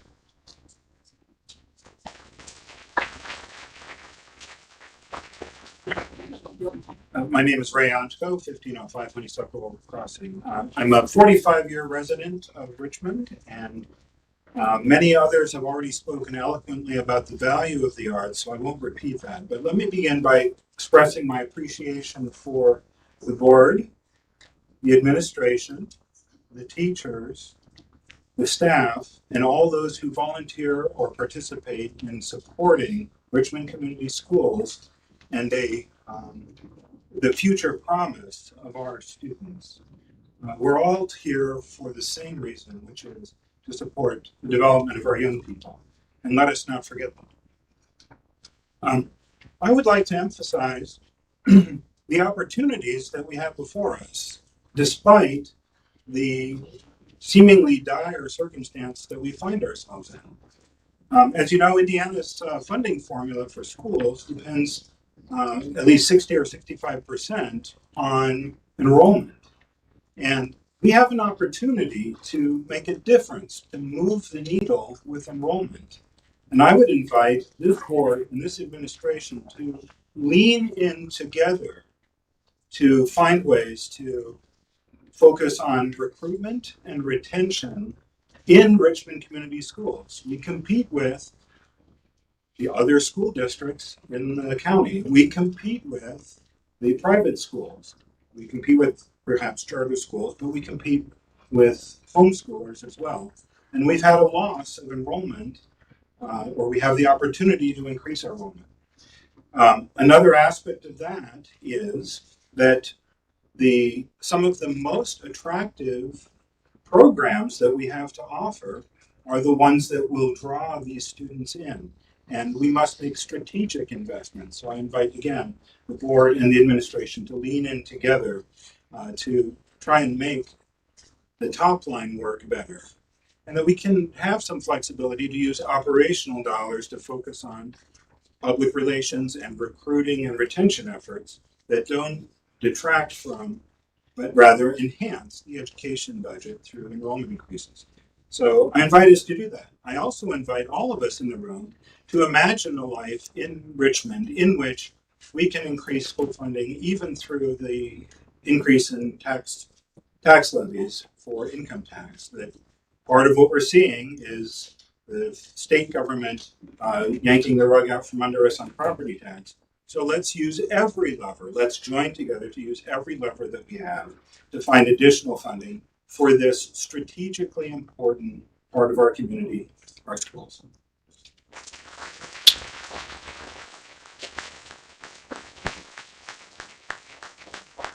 So we do still have some time, so I'm just gonna go down through Corey on Peterball.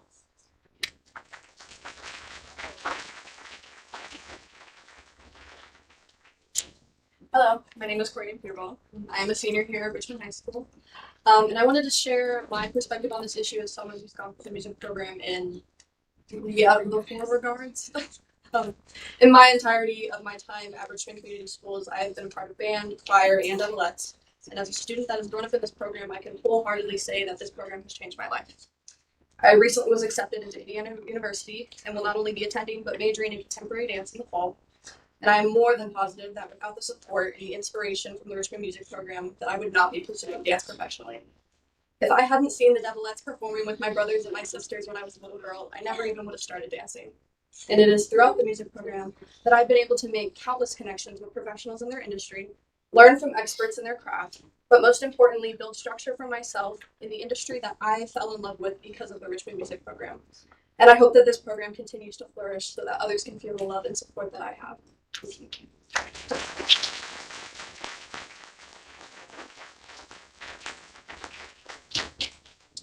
Next we have Benjamin, and I can't read the last name.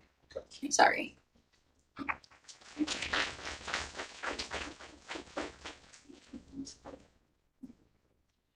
So, as well as running Rainbow Richmond in the community, I have been a proud member of the IWW for almost 15 years now. And we hold something as a paramount virtue: the fact that we deserve both bread and roses. The thought that art, beauty, music, nature, enjoyment is just as paramount to living life as water. So, if anyone is willing to make decisions that reduce that access to our students, to our children, to our community, they are doing the same things as if cutting off water to a district of our neighborhood. I also want to talk on the fact that without finding voices on the stage and the sounds of music, that I would not be standing here.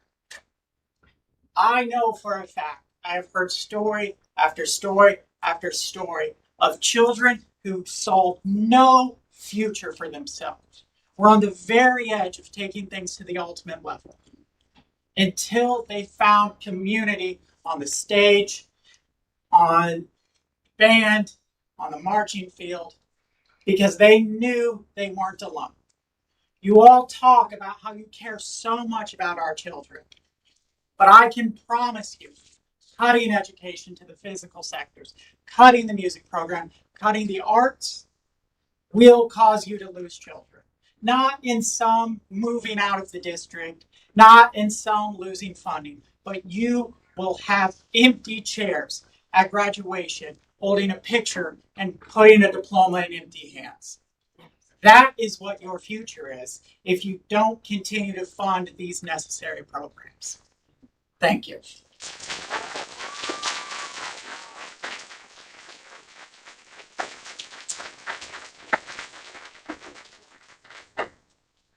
Lillian Koblenz.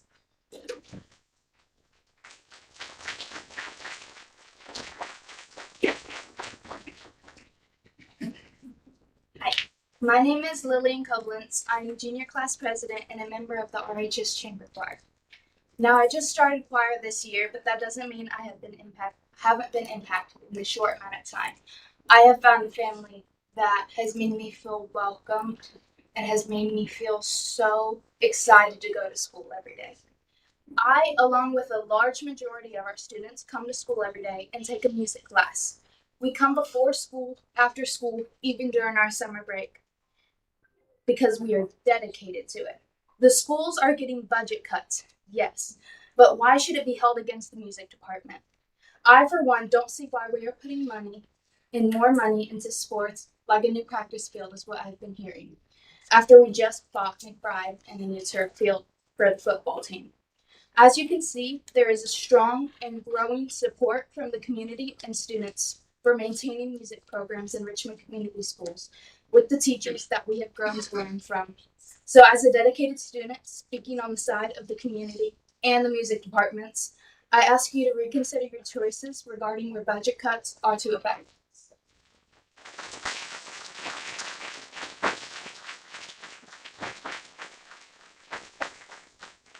Julie Rothert.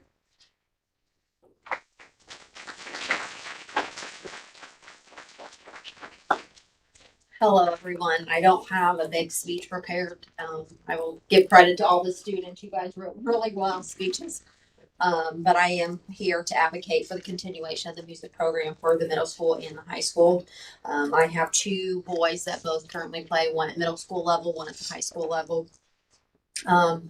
Music improves academic performance. It gives opportunities for teamwork, discipline, and creativity.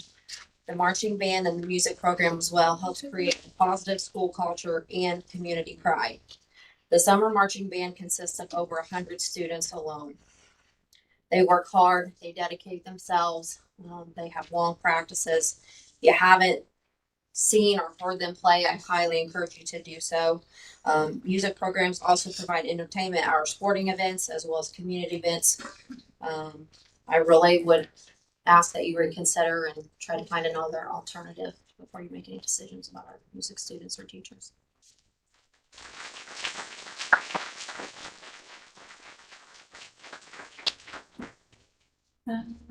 Jessica Jones.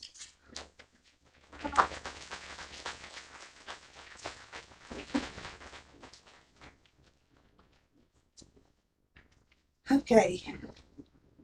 Hello, everyone. My name is Jessica Jones. After almost 4 years of serving as administrative assistant for student behavior at Star Elementary, I learned that my position is coming to an end. It wasn't the news I was hoping for, but it is the reality I'm facing. What touches my heart most deeply is thinking about all the students I've had the privilege of working with.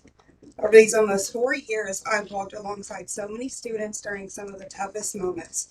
I've sat with students who were angry, frustrated, or struggling to make better choices. I've watched something beautiful happen also, and I've watched them grow. I've watched them learn that making a mistake does not make them a bad person. I've watched them apologize, try again, and become more resilient. Being in my position is not always about behaviors. You grow with the students, you build strong relationships, and be their go-to person. You help them when they need someone the most, when they are mad, sad, or even on their best day. They have taught me as much as I've hopefully taught them. I'm facing a setback right now, but it is not the end of my story. You aren't just taking away from me, but you are taking away from my 5 kids. I refuse to let my own kids down, nor the students of Star Elementary. If you have it in your heart, please reconsider what you are doing to not only the kids, but the teachers also. Our schools need behavior teachers in their buildings. It is not fair for the teachers to teach, deal with behaviors, and expect them to survive. They are drowning. You are also taking away from the other students' learning time. I want you to remember that you're stronger than you think. Keep supporting each other. Keep making brave choices. Keep believing in yourselves. I'm not speaking just for myself, but for everyone that this has touched and for all the other behavior teachers as well. Thank you.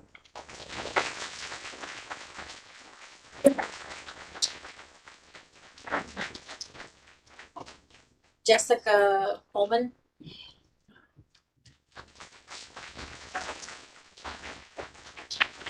Hello, my name is Jessica Raposo Coleman. I'm at 114 South 21st Street.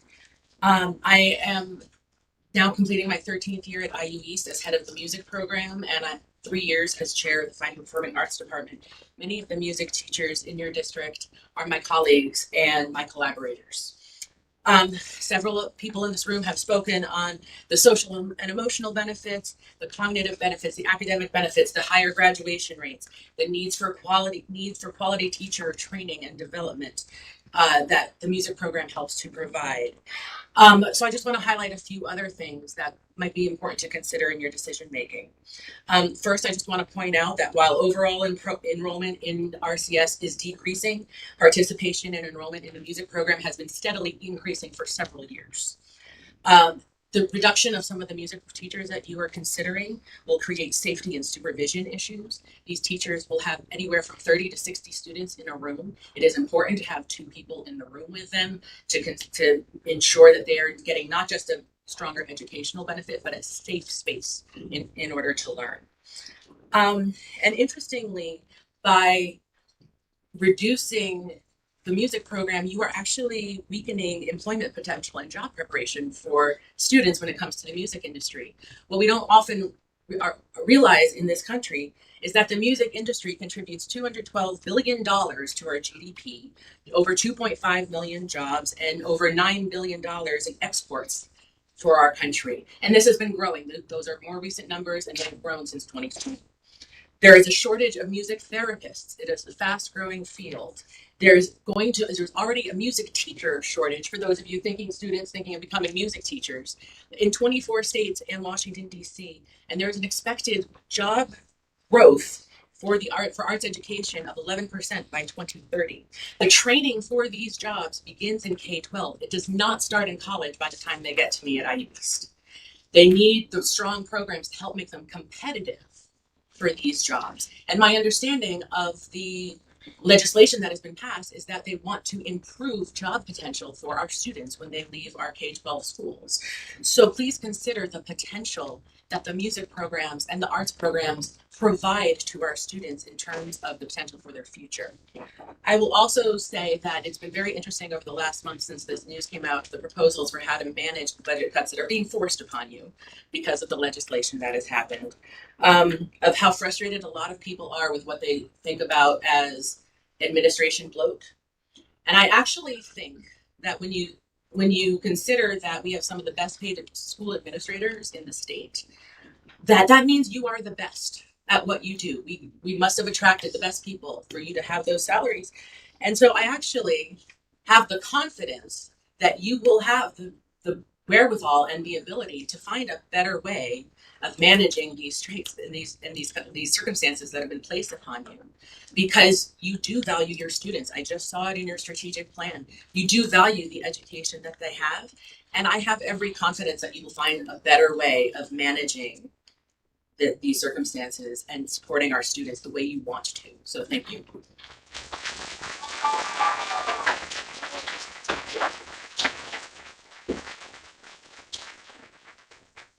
Our last one for tonight is Kay Searles.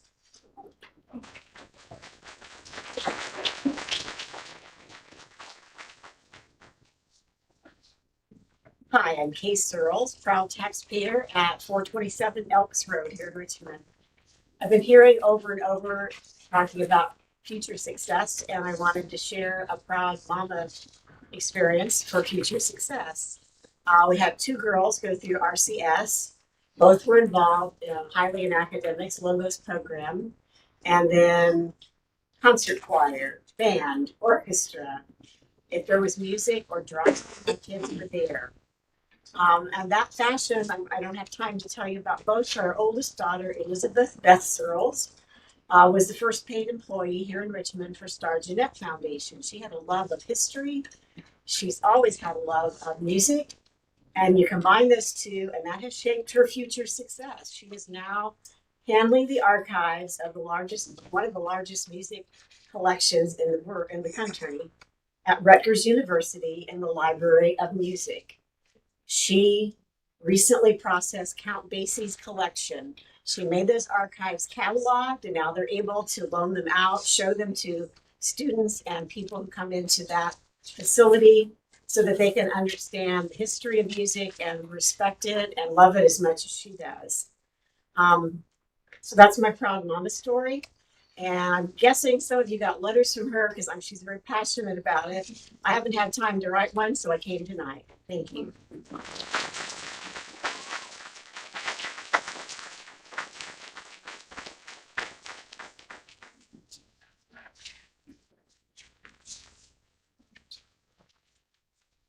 All right, we will move on to our consent items. Item 5.01, approval of minutes. 5.02, human resources and admin. 5.03, accounts payable. 5.04, monthly financial statement.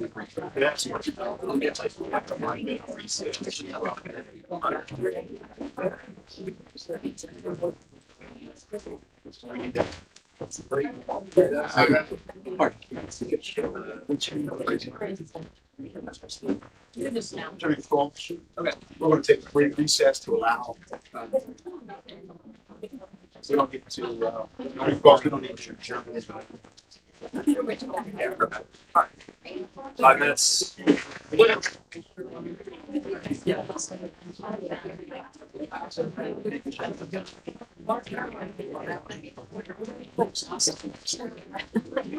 did. I did.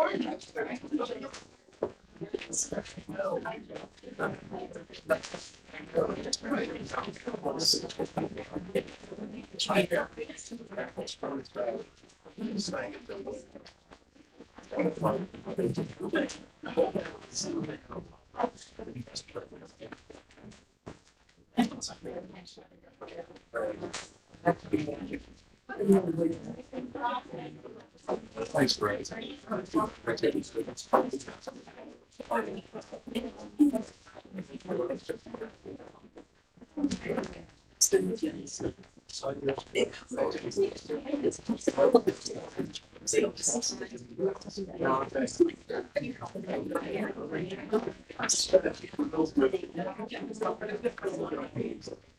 Yeah.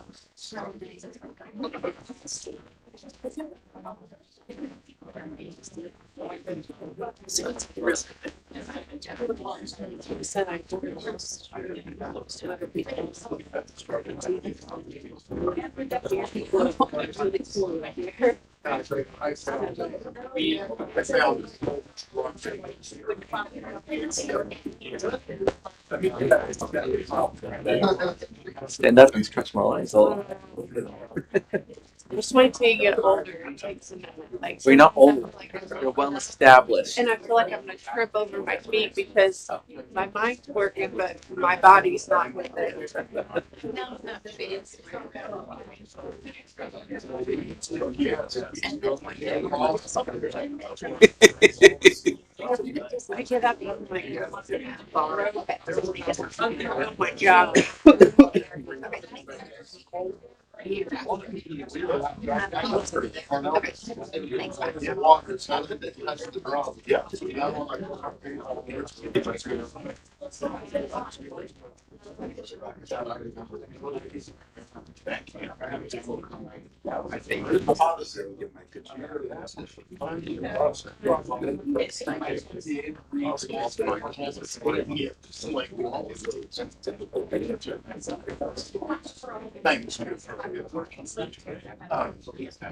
Yes.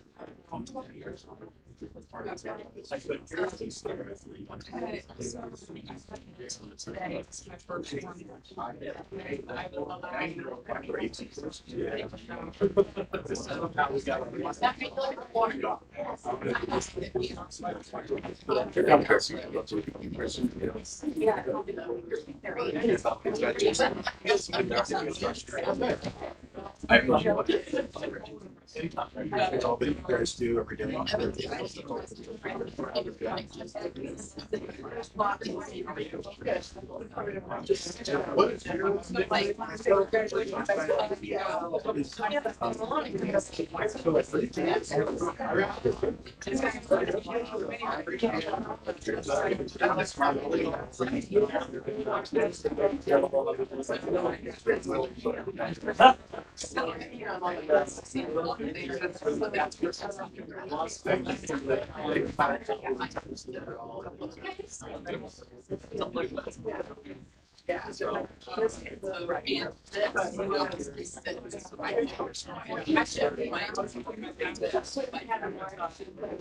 It's much better in here than it is.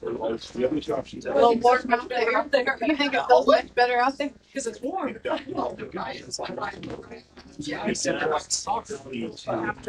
I like it.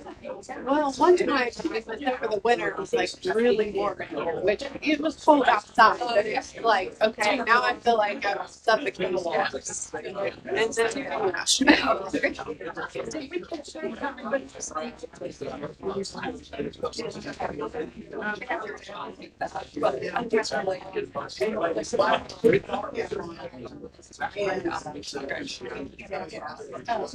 pro tip.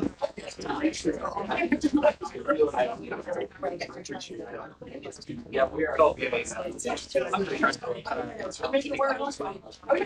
Safety chance house.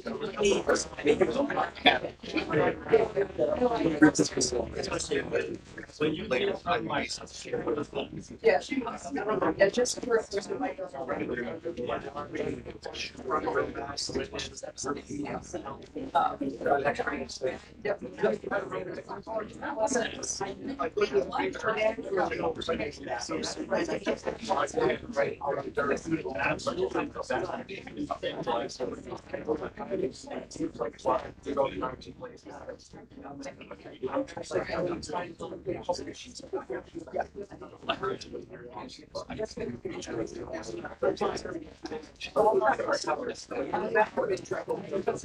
That's the crew downstairs.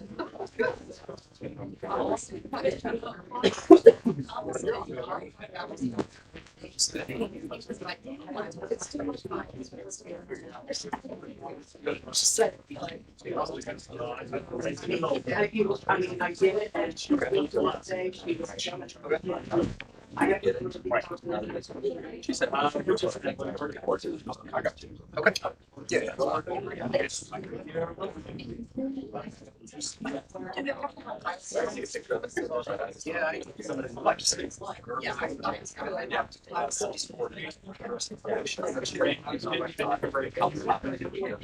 Yeah, that's excellent. I'll type it up. Yeah, take an extra signature. I didn't get you didn't go out here in your. Well, that I don't think. Let's get brother at your resolution. That's off.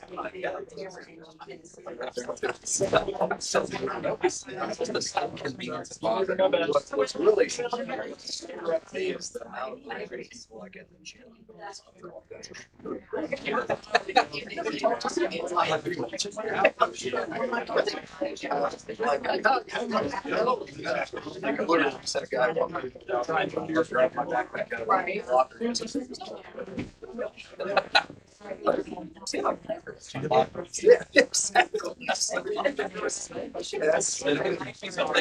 It's been interesting. So, yeah, we're going the right direction.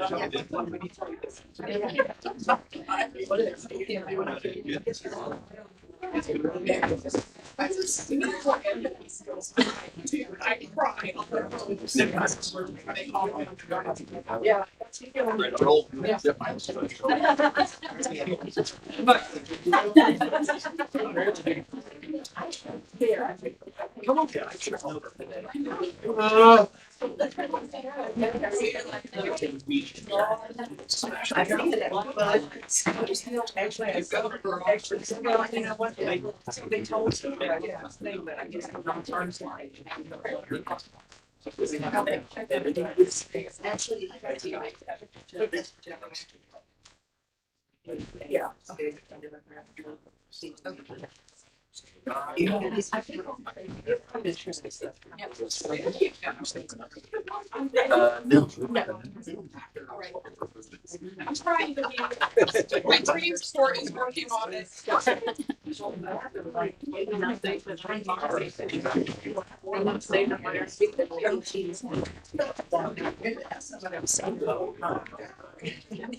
you, Mr. H. Baker. Thank you, sir.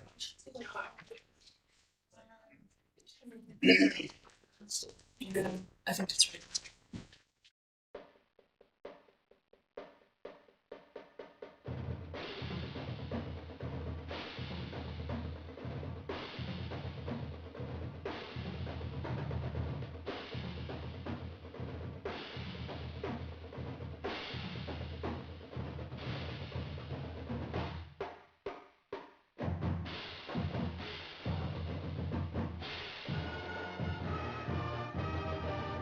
It's hot. As I hear myself. All right. We will move on to consent items. Items 5.01, the approval of minutes. 5.02, human resources. Human resources and addendum. 5.03, accounts payable. 5.04, monthly financial report. 5.05, transfers, and 5.06, grants. Move to approve the consent items as presented. Second. Motion to approve by member Stoltz, second by member Elariaga. Any questions or comments? I just had a quick question for Mr. Hensley. We see a long list of unpaid leave. Yep. Can you explain what's happening there? Yeah, unpaid leave is when any employee has maximized their paid leave days. So paid leave days are in the form of illness days or their personal days. If you're a certified educator, if you're at 260, you have vacation days. So once those paid options have been maximized, meaning that from the time of your contract, if that's July 1 to present, or if that's the start of school, if you're a teacher to present, you've maximized every possible paid leave option. You enter what's called deductible leave. There's a process they have to enter in Frontline. There's a form they fill out that they have to submit to my office. And that is what's happened is the further we get into the year, when I brought this in January, there was a smaller number. But those folks who are in deductible leave is growing because they've maximized every possibility for paid leave. So these are unpaid days? Mm-hmm. Those are We pay for a sub. correct. Okay. So that's what, if we're certified educators, if there's not a certified educator in the room, there's two options for how we're servicing that. The first is a substitute teacher, which costs us money. We have a daily sub rate for a certified and non-certified teacher. So like, for example, if a retired teacher was to sub at a building, that's a little bit of a higher rate than someone who's not certified. The other option is they split classes occasionally, and we pay the teacher as decided by the master contract. There's a flat rate per class that they're being split, so the cost does up. So even though we're not paying the educator, we are paying in some fashion for those deductible leave days. And as you can see, the number is growing because the further we get into the year, we see that number typically rise. So as we look at, how to save cost saving, I just want to think through this. So this number, the extra money we're paying towards subs is increasing because of people using all their paid days and using unpaid days. Okay. And that, Yeah. has that been, I mean, you're new to the position, but has that been increasing over the years or, I mean, you may I- not have a reference. Yeah, I can speak to 2024. Our sub costs were over $700,000, and that is January 1 to December 31. That's the fiscal year, not the calendar year. But the cost a little over $700,000. In 2025, those costs were about $650,000, so a little less. But $650,000 is $650,000. And I believe I included it in my update to you all. I can't remember the exact number for this year because we ran it from January 1 till now, but it was quite substantial. It goes to like 5 months, yeah. 65 or something. Yeah. Is there a limit to unpaid days that they could take? So if, for example, a certified educator takes unpaid leave, our building level administrators have been in conversations and discussions about attendance improvement plans. So formally, is there a number of days that an educator could take that's unpaid? No, there's no specified amount. We do utilize improvement plans to modify or to try to correct that behavior in an effort of due process into giving an educator, for whatever reason that has prompted the unpaid leave, to give them a chance to correct the behavior. And then if we need to take additional action, which could look like a contract cancellation, future improvement plans, or any kind of action like that, should we need to take it. So are these generally outside of like a medical days, or does it kind of start there and then does that move into a different type of leave? So if, like FMLA. So for these, FMLA is not included. It is included in the sub cost because we still have to pay an educator, but for deductible leave, that does not. It could be FMLA deductible, but that's not included in the list. So the list you have does not include any FMLA deduct. And FMLA deduct occurs when an educator has maximized all their illness days or any kind of paid options, because they use FMLA, they have the paid options, and they burn through those, and then we move into FMLA deduct. And that is separate and apart from what is optioned for sick bank. Okay. And can you remind us how many days a teacher gets, for example? Yep. How many sick days a year? How many personal days? They get 10 sick days. If you're in sick bank, you donate 1. So it's 9. And then you get 4 personal days. And that's for every educator. And I'd have to go back and look at the 260s because custodians and there's some benefits packages I can go and pull for you. But in general, for educators, that is the amount of days that they receive. Is it possible for a teacher to use all of their sick days and have an unpaid day without using their sick days? No. Okay, they have. You have to use all your paid leave option Okay. first before you can move into deductible leave. Okay. I'm just doing the math. Okay. So if there's a teacher that we see on this list, they've used 14 days or 13 days if they donated, and then are using days beyond that. Yes. Okay. Thank you. You're welcome. Clarify so I understand better as we see this list grow and we are digging into where our costs are going. Yeah. Lots of areas to look at. And those are based on contract, like July 1, or they calendar year?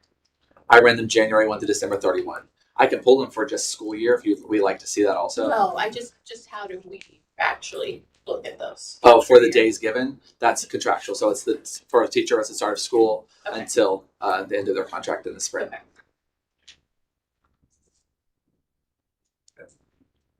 All right, all those in favor vote by saying aye. Aye. Opposed, nay. Passes 7-0. Action items, item 6.01, donations. Move to accept the donations as presented. Second. Same motion by member Stoltz, second by member Stevens. Any questions or comments? Yes. Total, total No. is $13,010, provided by 12 individual dollars. I'd like to say thank you. Yeah. All right, all those in favor vote by saying aye. Aye. Opposed, nay. Vote passes 7-0. Item 6.02 is a motion to approve the agreement between Richmond Community Schools and Sprint Turf LLC for the athletic renovation project at Richmond High School as presented. I move we approve action item 6.02. Second. So motion by member Brunton, second by member Stoltz. Any questions or comments? Yeah, I think that the community should know, the turf is coming out of an entirely separate fund than what we pay teachers out of. So just so community members know that we're not putting a turf in and cutting teachers as a result. So, just want to be very clear about that. That's awesome. Yep. The bond money, bond money. All right, all those in favor, vote by saying aye. Aye. Opposed, nay. Vote passes 7-0. Can I ask a quick question, just in this realm? Mr. Bumps is here, and Mr. McCarty's still here. We were talking about the extras that go with that, whether it's lights and all of these other items. So I think I just want to know towards perspective, when will we be presented? Because I know the turf was not as high of a cost as we thought it was going to be. So when will we sort of get that information of what?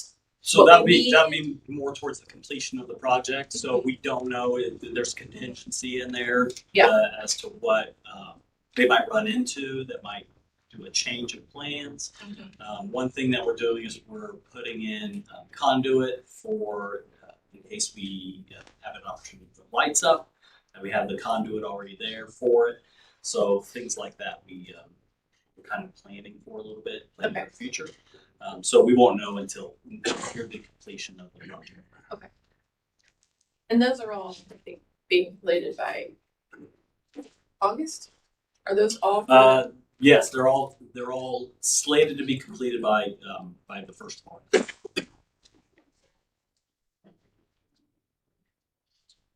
All right, item 6.03, the food service management contract renewal. And this is between RCS and Chartwell's K-12 for the 2026-2027 school year as presented. Mr. President, I move to approve action item 6.03, the food service management contract renewal as presented. Second. Say motion to approve by member Stevens, second by member Wariaga. Any questions or comments? I have a question. It's kind of slightly outside the realm, but just a good time to ask it. I know we were at COSBA. We just got a lot of great information from our Chartwell's rep and all these sessions. So we have a lot of free and reduced lunch. So I hope I asked this question right.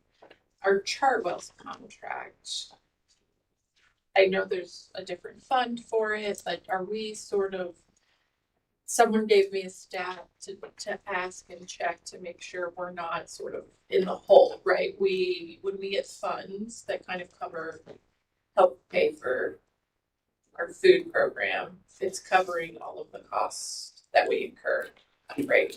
If you don't mind, maybe just elaborate and expand upon you can probably better at this than I can here. Mr. Mount, back there.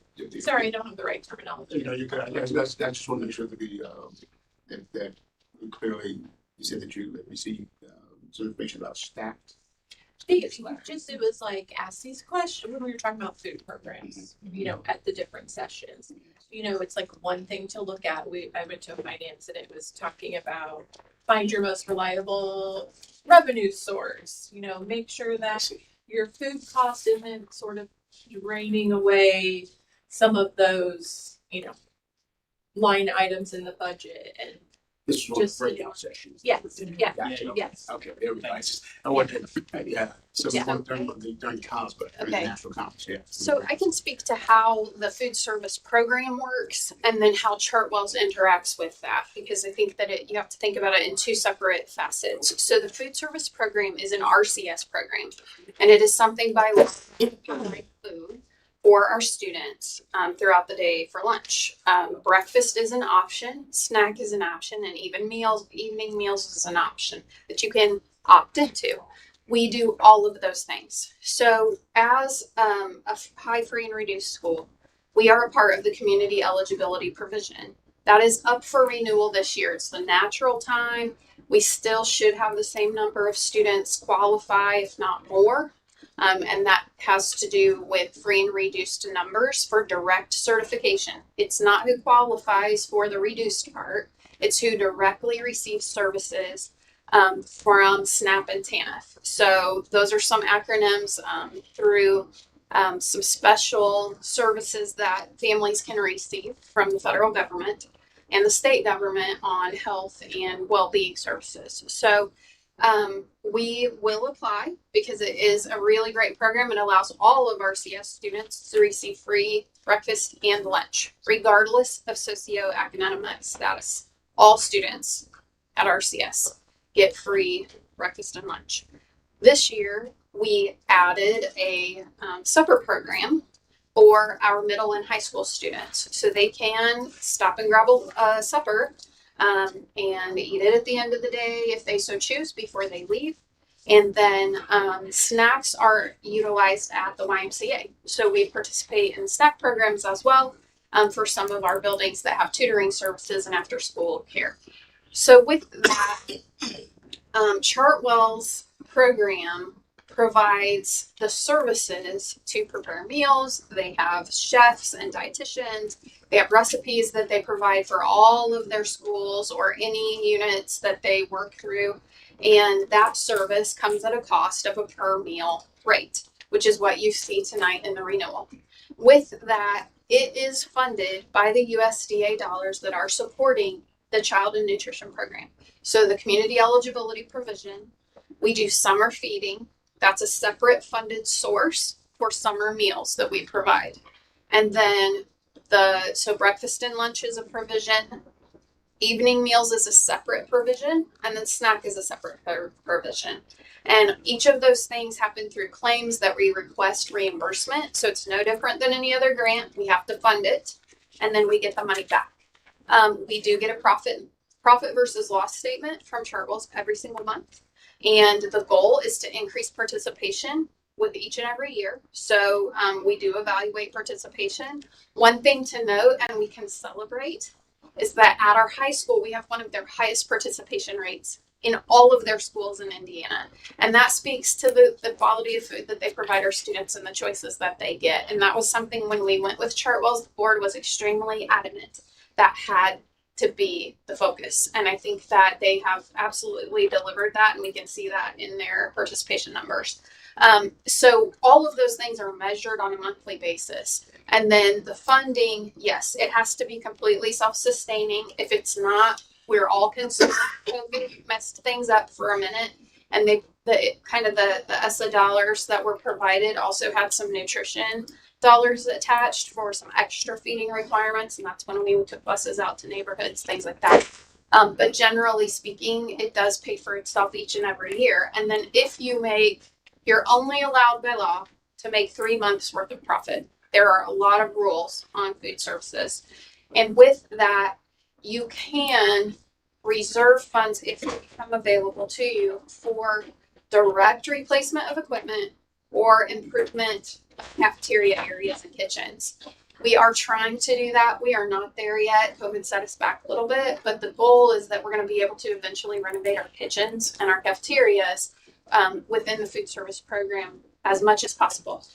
So it's work in progress, but yes, it is absolutely funded. I know I said a lot about it, but it's got a lot of parts and pieces. So yeah. Do we have a timeline at all about, or like with the renovation? No, it just depends on it's not coming in very fast. So no, the more kids eat, the better that looks, but there's only so much that you can do in a year because there are caps on what you can reserve. So it's a very slow process on that. Are we making the 3 months of profit? Yes. Per year? Yes. Okay, so we're making the max. Yes. That's where that. And typically you evaluate that on June 30. So because your ebb and flow of time for the year, it's measured at the June 30 mark, and you have to do a report to the DOE. So all of that happens naturally with the Form 9 that you approve, and we just got those reports released, so you will have them in your email. We'll send those out this week. And then the Form 9 kind of shows them that we're meeting that standard, and then the food service program is also a part of fiscal monitoring by the Department of Education, as well as is typically a part of the State Board of Accounts audit. So they look at it pretty closely. Then the term-based contract year is the last digit is missing from each of those dates. I mean, it says it right after it, but it says July 1, 20. It should be 2025. It should be 2025. That's when the bid was awarded. Well, then it says then for the 26-27 school year. Correct. So we awarded the bid last year. Yeah. That was our first year. Okay. This is our year 2 of 5. So So the should original those base. dates be in there? Or the year? I thought it was at the digit top. missing from each of those. I don't know. Okay, I I'm just not want to, sure. yeah. We'll take a look at that. And There's we can get two that. last. And then the 4% increase, is that? That's pretty normal. So that follows Is the that negotiable? Is that do what? Is that negotiable or is that the So increase, but given by it the isn't. state, It's a or- part of the bid, and it's pretty routine that the bid specifies it's based on the consumer price index, and that just has to do with the general overall cost of food and items that you have to buy as a part of the program. So that follows whatever the national pretty closely, that consumer price index, whatever nationally looks. There is a really long description that's called home away pricing, and we could go into that for hours, but it is a pretty relative amount. We're seeing high prices at the grocery store. It's no different for us as we buy bulk food. Thank you. Yeah. All those in favor saying aye? Aye. Opposed, nay? Vote passes. Aye. 7-0. 7-0. Item 6.04 is Chromebook recommendation, motion to accept the modified base bid from Trafera for the amount of $262,150. This modification to the base bid excludes the proposed hard shell case found in the original proposal.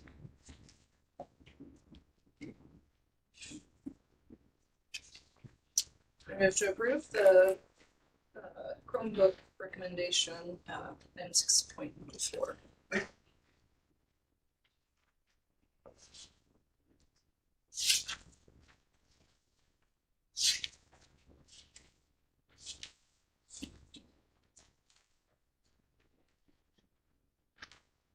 Yes, I still think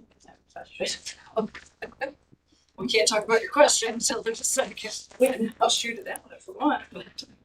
You will second? Yeah. All right, so that's a motion by Mr. Bates, second by Mr. Pickering. Questions or comments? Why are we getting rid of the hard case? The question is, why are we getting rid of the Yeah, hard cases? I don't remember, sorry, I didn't look. I know we had one of these added later, but what was the cost difference with the hard case? It was still his thunder, and I know that he was really looking forward to speaking with the board this evening, and he's done a tremendous job of being in several different places at one time, but our Director of Technology, Mr. Alex Station. Absolutely. So we moved the original hard shells proposed in it as the item at the price of $18. We can repurpose that will meet the projected needs. The shell itself goes around the Chromebook, and it's not available for the students to be able to carry them in a traditional laptop bag, along with that charger. So as per where we stand with not allowing backpacks in schools for security and safety reasonings, we offer that laptop messenger style bag to be able to ensure they can carry their device effectively. It stays in the case at all times, and they also have their charger readily available should it be just the proposed hard shell that goes around the device itself would not meet that need of the student. Darn, because I see kids walking out of school with those, just swinging them around, but, okay. That's special. All those in favor, vote by saying aye. Aye. Opposed, nay. Vote passes 7-0. Moving on to policy review. First policy tonight, 7.0, or actually, item 7.01 is policy 3231, outside activities of staff, revised policy, volume 38, number 1, September 2025. This is for third reading and Move we approve policy 3231, outside activities of staff. Second. So motion by member Broughton, second by member Stoltz. Questions or comments? Comments are, we've had a lot of discussion about this. This ultimately allows more flexibility for teachers to tutor. Mr. Cross, Dr. Rice, Stephen, they worked on the language, particularly in part section E, where we wanted to make sure this allowed for teachers to tutor and give them more opening, more availability if they work for a nonprofit in town. And this is language that works and allows them to tutor in that direction. Of course, any teacher can also tutor as long as and get paid as long as the student is not in their classroom, which is what we've had in the past. This kind of opens it up a little bit more with the language so that as long as they don't tutor them in the subject they teach, now that's going to open available tutoring option for teachers. So, just to reiterate, a teacher can have their student, like they can tutor their student. And receive money as for separate tutoring as long as they don't teach that student in that subject during the school day. So if I'm a music teacher and I want to tutor someone for algebra, then I can, if that student is in my music class. I can also tutor and receive money if I work for Every Child Can Read and this student in my class happens to be in my tutoring group or at the Boys and Girls Club or somewhere else. The revision of this policy actually makes it more available, more open than what our previous policy was to do for a teacher to tutor and receive compensation. Okay, so how does that work for elementary? Because I thought when I discussed this with you at COSPA, that like, you know, I know someone that has an elementary student whose teacher was tutoring them, and then because of the discussion that we were having, it was thought that they couldn't do that. Again, with it being an elementary student, they teach all of the subjects for the most part. Their concern was, I would like for my teacher or my student's teacher to tutor them. That's the person who knows. And I know that that was something that was expressed. Michael, I remember specifically you were saying, or maybe it was Austin. I think it's Austin. Austin. Yeah. You were saying that's the person who knows them the best. Right. And that they have a relationship. Right. I put my parent hat on. Right. Preferred, because I think I stated at the time that if I had issue with the teacher and their ability to either connect with the kid or teach the kid or whatever, I'm probably going to add and try to get the kid in class. But yeah, I just think from my parent hat that that relationship's established, I would stay in place. So what about like music, like private music lessons? Is that the same wheelhouse? No, if I could interject, Yes. the policy talks about remedial services. So music lessons would not qualify as necessarily remedial. So the policy right now, the one you're considering, is much more flexible than what currently exists. The current policy prohibits it outright. This is an adoption to, like, the current policy on file that we have adopted or the board has adopted is very strict. This policy is an effort to loosen that to allow teachers to provide tutoring that is not remedial, that it specifies that they're not in their class teaching that subject. Now, if they work for like Every Child Can Read or Boys and Girls Club, or they have a nonprofit job where they're tutoring, and by happenstance that kid would come to the club or whatever program and be there, we don't want them to be in trouble for that, obviously. Like that would never be the intent of that policy, or I don't think that's your intent. Well, I'm real quick though. I hear that we are loosening it up, so to speak. Well, what if we want to further loosen? I mean, if the will of the board is to allow that to happen, I'm not saying it is. I'm just saying we're discussing that. So, what would we need to do to the current policy that's in front of us to allow that to happen? So, if the board wanted to consider just striking that policy, that clause, you could. I would caution you that I think if we protect students, I'm not saying that educators don't, I would never suggest ill of educators, but if I think there's the possibility that there's like how many kids are being tutored when they're receiving services during the school day, I think there's a claim by parents I'm compensating you for the job I thought you already did by law, right? Contractually, you're supposed to be teaching my child, and now if I'm seeking you out, that's one thing, but if it's I think where do we draw the line? And where does the board draw the line? I think that's a consideration I would pose to you. But if the board willed and wanted to consider to striking that clause, you could.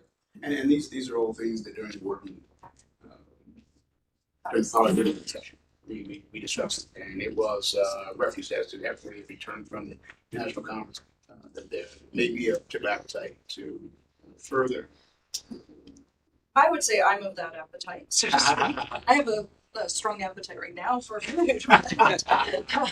No, I guess I feel like that's a potential, a possibility, whereas the actuality that I'm hearing from constituents is I would like my teacher or my student's teacher to tutor them. So I'm seeing actuality versus potential problem. And so kind of to what you said, you know, the relationships there, they already have the rapport built. And so I would like to enable the student who's needing tutor to be able to be tutored. I would be. Yeah, I think sometimes with policies in general, all it takes is one bad situation to change this whole thing. And so it's like we always try to solve. I mean, this is just people in general. We try to solve and like make sure we're going to catch that if it happens again. But then if you try to think through it, like, okay, you kind of there's a solution if that happens. Like if there was a situation where, you know, like you're saying, like the teacher wasn't providing adequate services, but then the parents didn't know, and the teacher was getting like there should be repercussions for that, like setting that aside if it happened. Still, we're not limiting other teachers who are trying to help, but I think I mentioned this last time, and I know you guys have talked about this. I've been dragging out, but if there's just like if the building principal has to check off, right? If the teacher has to go to the principal and say, hey, this parent reached out to me. So there's some oversight. And then it does put it on the principal. I don't know if the principal is looking at maybe performance review or knows the pattern. Potentially if there's anything funky going on that they would escalate it up to maybe Elizabeth Garcia. I don't want to make it worse, but I also just totally see the point of. I guess I like the idea of allowing teachers to have the autonomy to do that with the oversight of, you know, their admin. But I would kind of want them to get the okay prior. I don't know if there's other situations with teachers who would get money, or I feel like they could be kind of like that tutoring comes we with do the conflict of interest statements. We do like I feel like that would be something that would. Yeah. We can take this back to a policy meeting, but my question would be, is it the will of the board to, for that particular phrase, establish an oversight policy through the building administrator that would require a conflict of interest statement be submitted on the behalf of the educator of the board? So that's a working group that we had discussed in this forum with this conversation that we could potentially see feedback so as to transcend such feedback into the administrative guideline. And tighten up the administrative guidelines to reflect that. Can you ask principals too, like their feedback on? Yeah, I would not be personally in favor of that, only because then it makes it more difficult for me as a teacher. Now I'm doing tutoring on the side. I'm tutoring. I'm getting paid on the weekends for different students, and I don't have anyone in my class that I'm working with or someone in a different subject. Now I have to ask my principal's permission for me to do a tutoring that I'm doing on my own. But Are we trying to protect favoritism too? I'm saying maybe if they're just in the class, if they're trying to override, then they have to have it. So, Kristen, you're saying you're in favor of teachers being able to tutor their students. You're just not in favor. Actually, having been a teacher who tutors and having my own kids who I've had paid for tutors, a variety of reasons. It protects the teacher, it protects the students. There's no chance of any of that happening in between. I mean, I feel like it could be, I think our teachers are great. I think, but that's that one time that, and it can happen where, someone is charging someone, it's like being paid twice for doing something. I don't think that's the common thing to happen, but I think what we need to do, because this has been to policy several times, if that's the will, I think we need to just go around and say, so that we know at policy what the majority feel.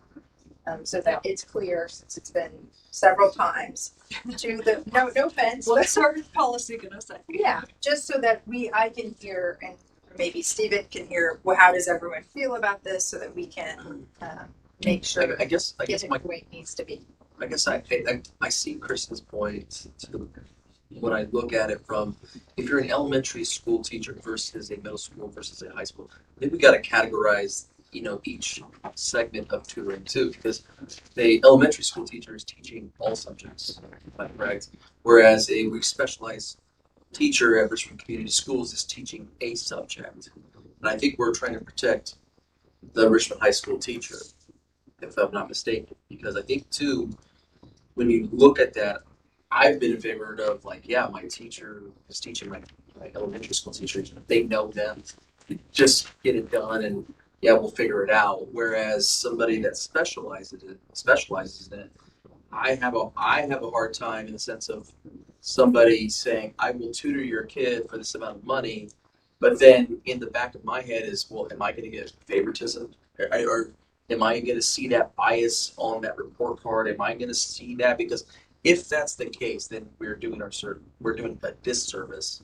So you're suggesting maybe doing elementary is able to do that, but once you specialize, I think that could be I think it could be a hybrid model. Think that same favoritism could occur with an elementary teacher who was building a bond with a student in their class that they are teaching math with, and now getting paid by RCS to teach math, but then building that extra bond and favoritism. I don't know. I think this is a rare occasion, but to me, it might be rare. I don't even know. I know. We have the stats from people are teaching. I know. I don't know if we do. I know we have a list of possible tutors, teachers who tutor that.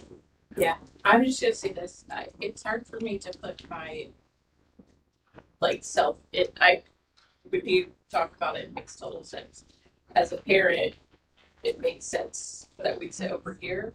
So I'm I will take educator guidance on this and what you guys. I think it's hard. We have an opinion, but I can only see it through the parent lens, and that's not how we should look at this. So I understand what you're saying. That's just my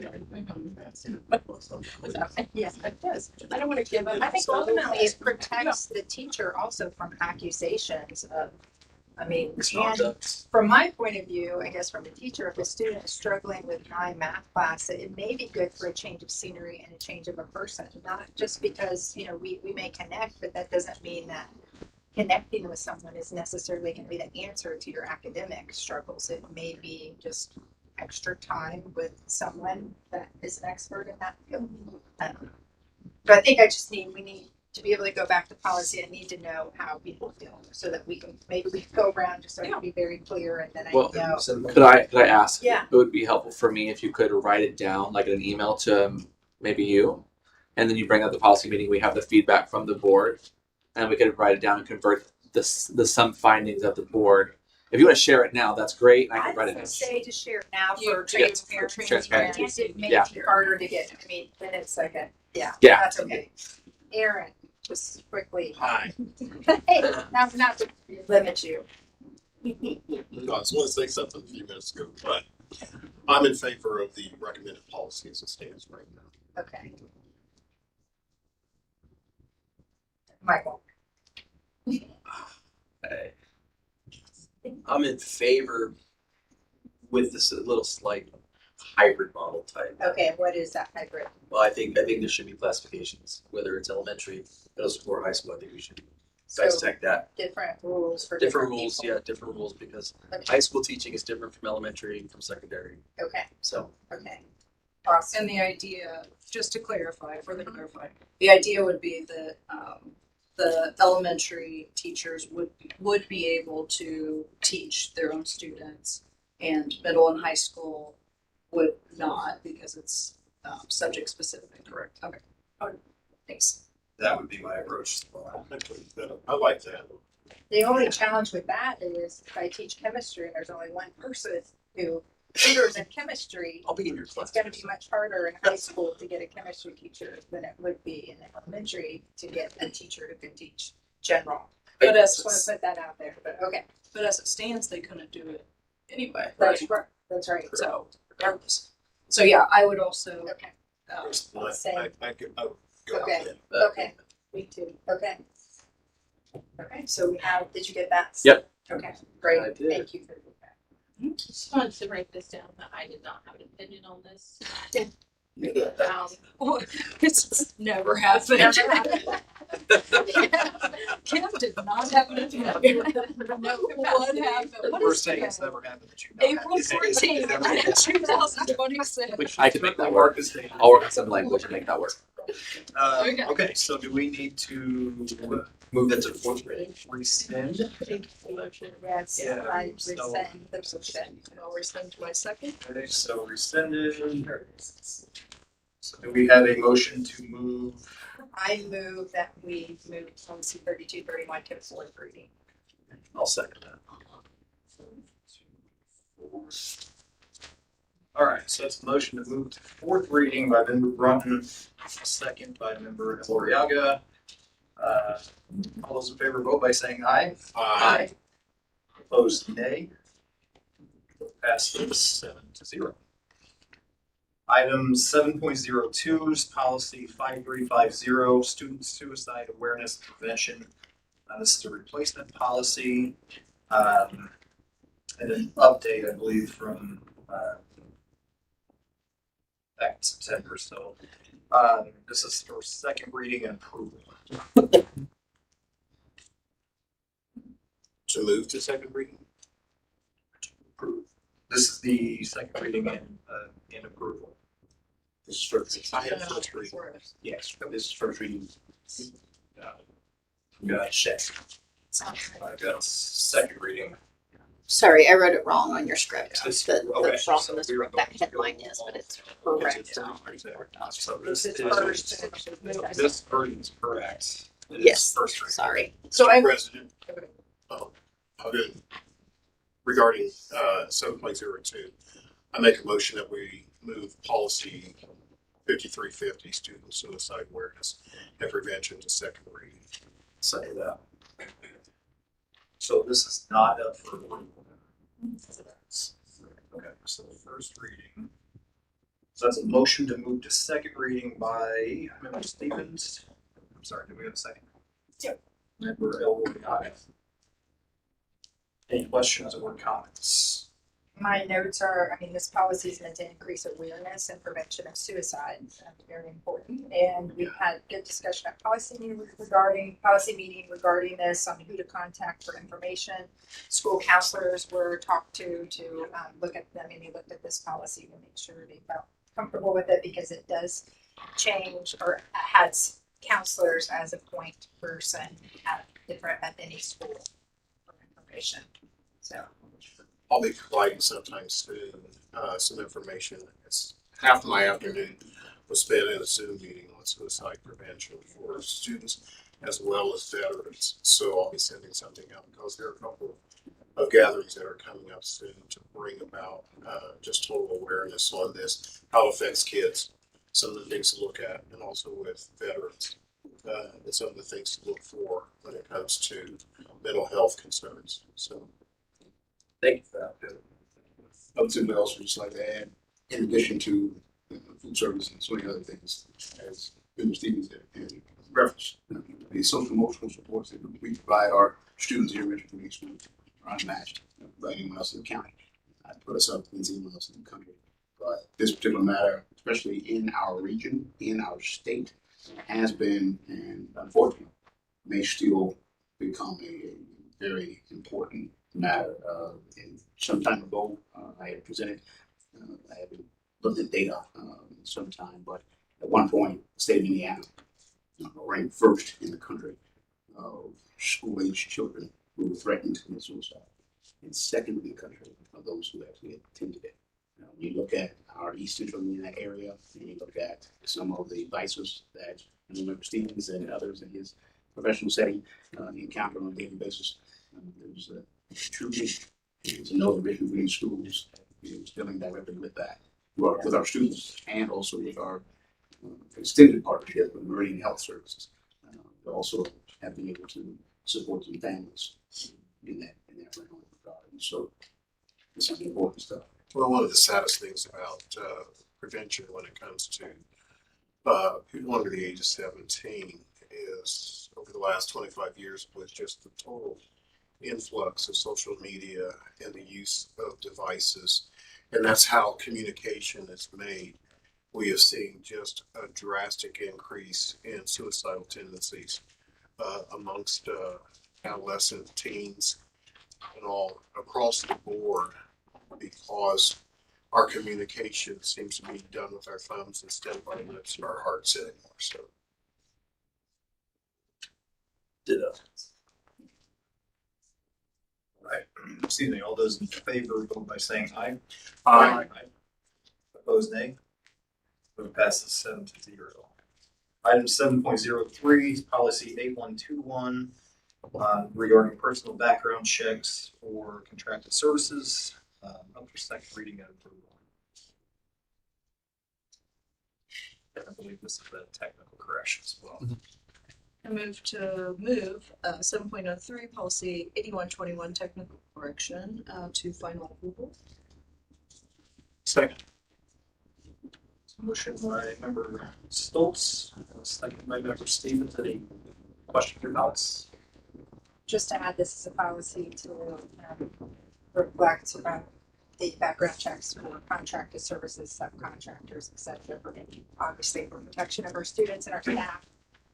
Guidance came from HR and our attorney Matthews on this policy and technical corrections to it.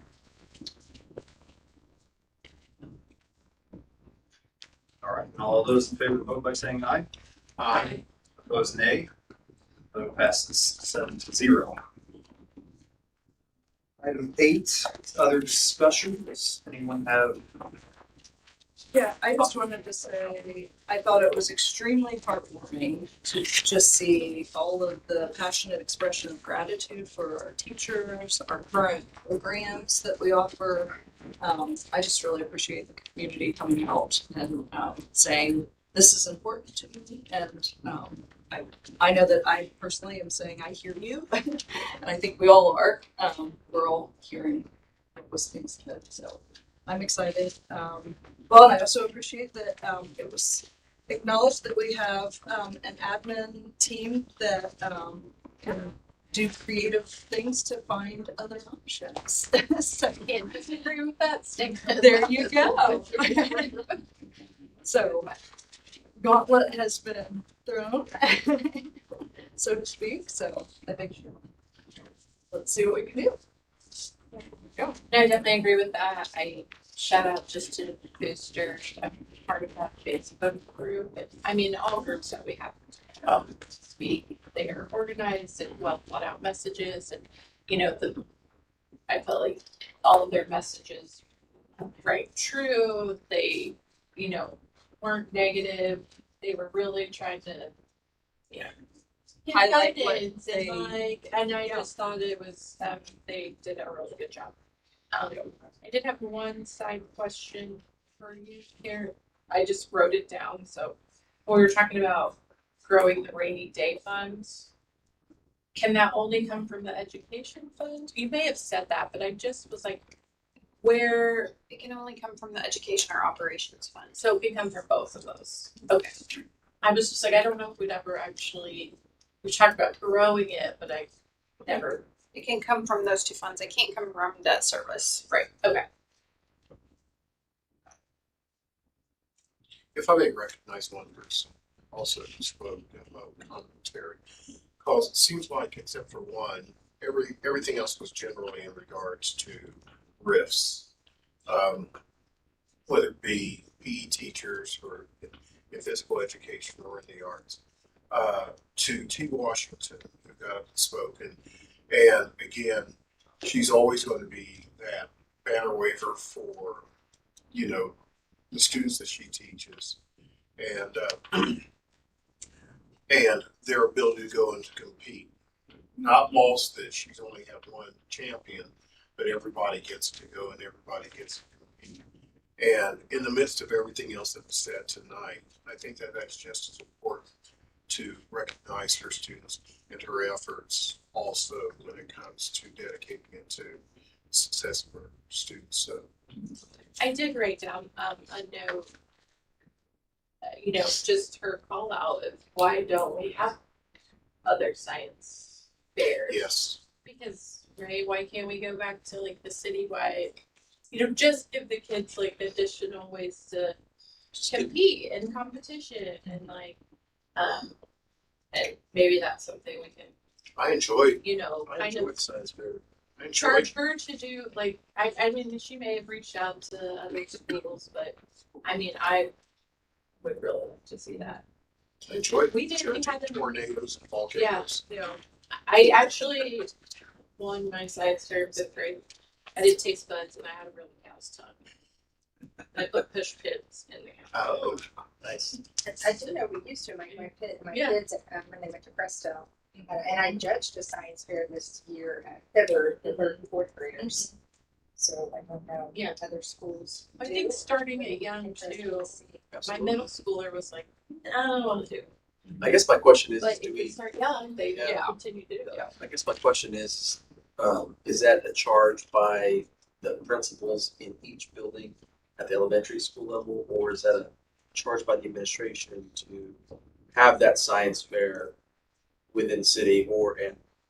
I guess my question to you, admin team, is can that be a possible move direction to have that science fair within a city-wide competition to engage not just our community, but even business leaders coming by to judge? I think we as a community need to engage with our business communities to see what Richmond Community Schools is all about when it comes to just science. I think that would be a start. That would be a bridge to our business community members to say, hey, come to our science fairs at Richmond Community Schools. I know I would love to come, but I'm busy too. But at the same time, though, if I do get that invite, it really put thought, hey, you know what? I want to go see, volcanoes and explosions, right? Or some waterworks. And I think that would put a charge to the administration to say, hey, let's do that for our community. So Maybe for me, the first step would be gathering information from the principals to see, and from the teachers to see their thoughts on that, or what is already occurring, just to see. I want our students to participate, but I also don't want to put something on principals or teachers also when they have so much. So just for me, I just need the information to start with, like, where are we with this in the schools would be my first thought, I guess. we'll find out. But like, shout out to Matt Bull tonight too. Yeah. I know my son begrudgingly was over there. I don't know how Charles did, but it's the Math Bowl, the Spell Bowl, and the Boston Run, and just these events are. These events shape our city. Yeah, like those are right. Every time Boston Run is here, you've got the kids that they come and help out, and they ran into Boston Run. I just want to I also want to give a shout out to the kids that spoke. I mean, it takes, some people, it gets emotional, and sometimes, some happen, some don't, they're all, like we were talking about. But having Richmond Community School kids talk from the public is very admirable. I really want to commend those kids that spoke today. They're passionate, their desire, their willingness. They want to go to college. They want to be art teachers. They want to be music teachers. They want to be physical education teachers. And we are the bridge that gives them that opportunity. Let's not look at taking it away. Let's figure out how we can move that direction, that needle to that new frontier that we want our kids to become. I think that's what we got to put in charge of. So I just also wanted to call out the RHS parent group. And I know most schools have a PTO, and the high school has kind of PTO called the RHS Parent Group, and it's made up of donors who donate so that the teachers at Richmond High School can have something special. So have a treat or a gift or something small. There's been gift cards in the past, so there's a lot of great people who just give $5. A few weeks ago were cookies for the high school teachers and staff there to recognize them. And coming up will be a luncheon provided to them from this parent group. So if anyone would like to donate $1 or $2, www.rhsparent.com. Parentgroup.com, sorry. And it's not just made up of parents. I will tell you, it's not just made up of parents. There are community members who donate also. Everyone who donates is recognized at every event throughout the year so that the teachers and staff can see who have been part of that. So I recommend that if you haven't looked into that, it's a great way to celebrate our teachers at the high school who don't really get this special PTO stuff that other schools get. I was going to ask you, I think, I want to say I see, like at the elementary, they will post some of the PTO meetings on Parent Square. But I didn't know, because, you know, Facebook sometimes filters things out, and I'm a part of that parent group, but sometimes I see things. So just a side note, get those put, like hey, we're doing this on Parent Square too, I think. Yes, and I don't think know. the difference is that it is not, it's not an organization through the school. I know. So that is, I mean, some PTOs are nonprofits. I helped Westview become a nonprofit for their PTO. It was a long process. This is just a group of parents who said, we kind of want to do something special for the teachers. And so it's not recognized, unfortunately. And I will correct that web address. I did create this website and I maintain it. It is rhsparent.com. And there is a link there to make a donation if you want to. It's super easy. So just want to throw that out there. And you can see pictures of the high school administrators and teachers enjoying donuts and many other things throughout the year. Just one more shout out. It is good. I was at a middle school track event last Friday. I was wearing a polo thinking it was like 85 degrees and it ended up turning into a 45-degree weather run event. That's just track for you. But what I was encouraged was to see all the kids, the parents that were there at Lightville Field running track. And I know people are like, man, they're running in circles, but you should have seen the camaraderie between the middle schools, the coaches. So I think you shout out to the parents, you shout out to the coaches, and to the kids. They showed leadership in so many ways for 8th graders to show leadership to 5th graders. It was good to see, and I'm pretty sure we're seeing that across our community schools, and I think we need to point that out and value that as we move forward in the street. And we need to give Aaron a top drop. I just got finished.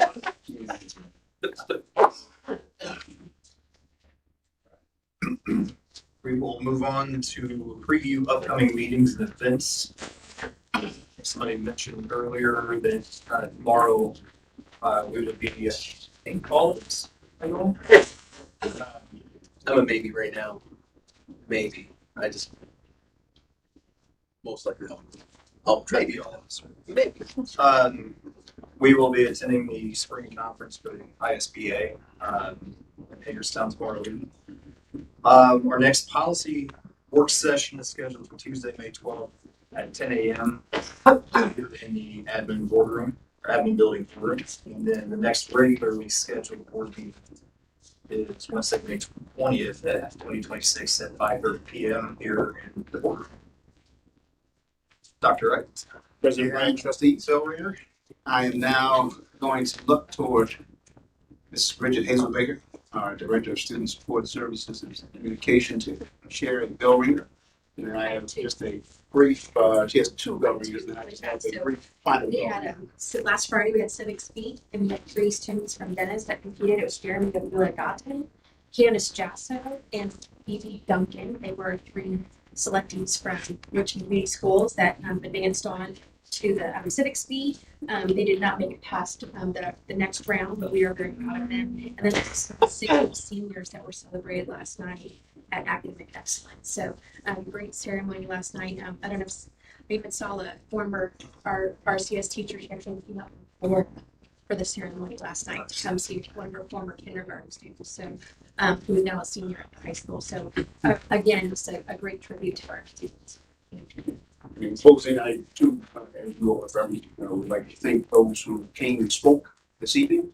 As a history teacher, civics is something that we need to teach more of. Again, you all know my bias for social studies and social sciences, but of the civil discourse that was displayed, I think it was magnificent. And to you all's point, the students that came and spoke courageously, as well as the adults. The public speaking is very difficult to engagement, but it was truly remarkable to hear the passion and the compassion that everyone exhibited. You all as a board, as well as our community. I think that as I heard process was utilized, that term was utilized, and understanding and knowing that this is all part of the process of what we currently are playing with is just again a great exercise of civics. I also would be remiss, Member Stevens, to Ms. Washington, T. Washington, the exceptional educator there at Hibbert. I'm not sure if you all noticed, but she was wearing and she acknowledged that today, April 14th, here in Richmond Community Schools, and amongst our educators, is known as Patsy's Day. And Patsy Baker, as many of you all can recall, very fine educator, and if she was with us in spirit this evening, but in the flesh, she too would have been at the podium to advocate for her fellow educators, for her students, and for the city that we all love. And so, again, April 14th, as we continue to move down the road, Ross will be Patsy. All right, thank you. Meeting adjourned. Are we writing together tomorrow?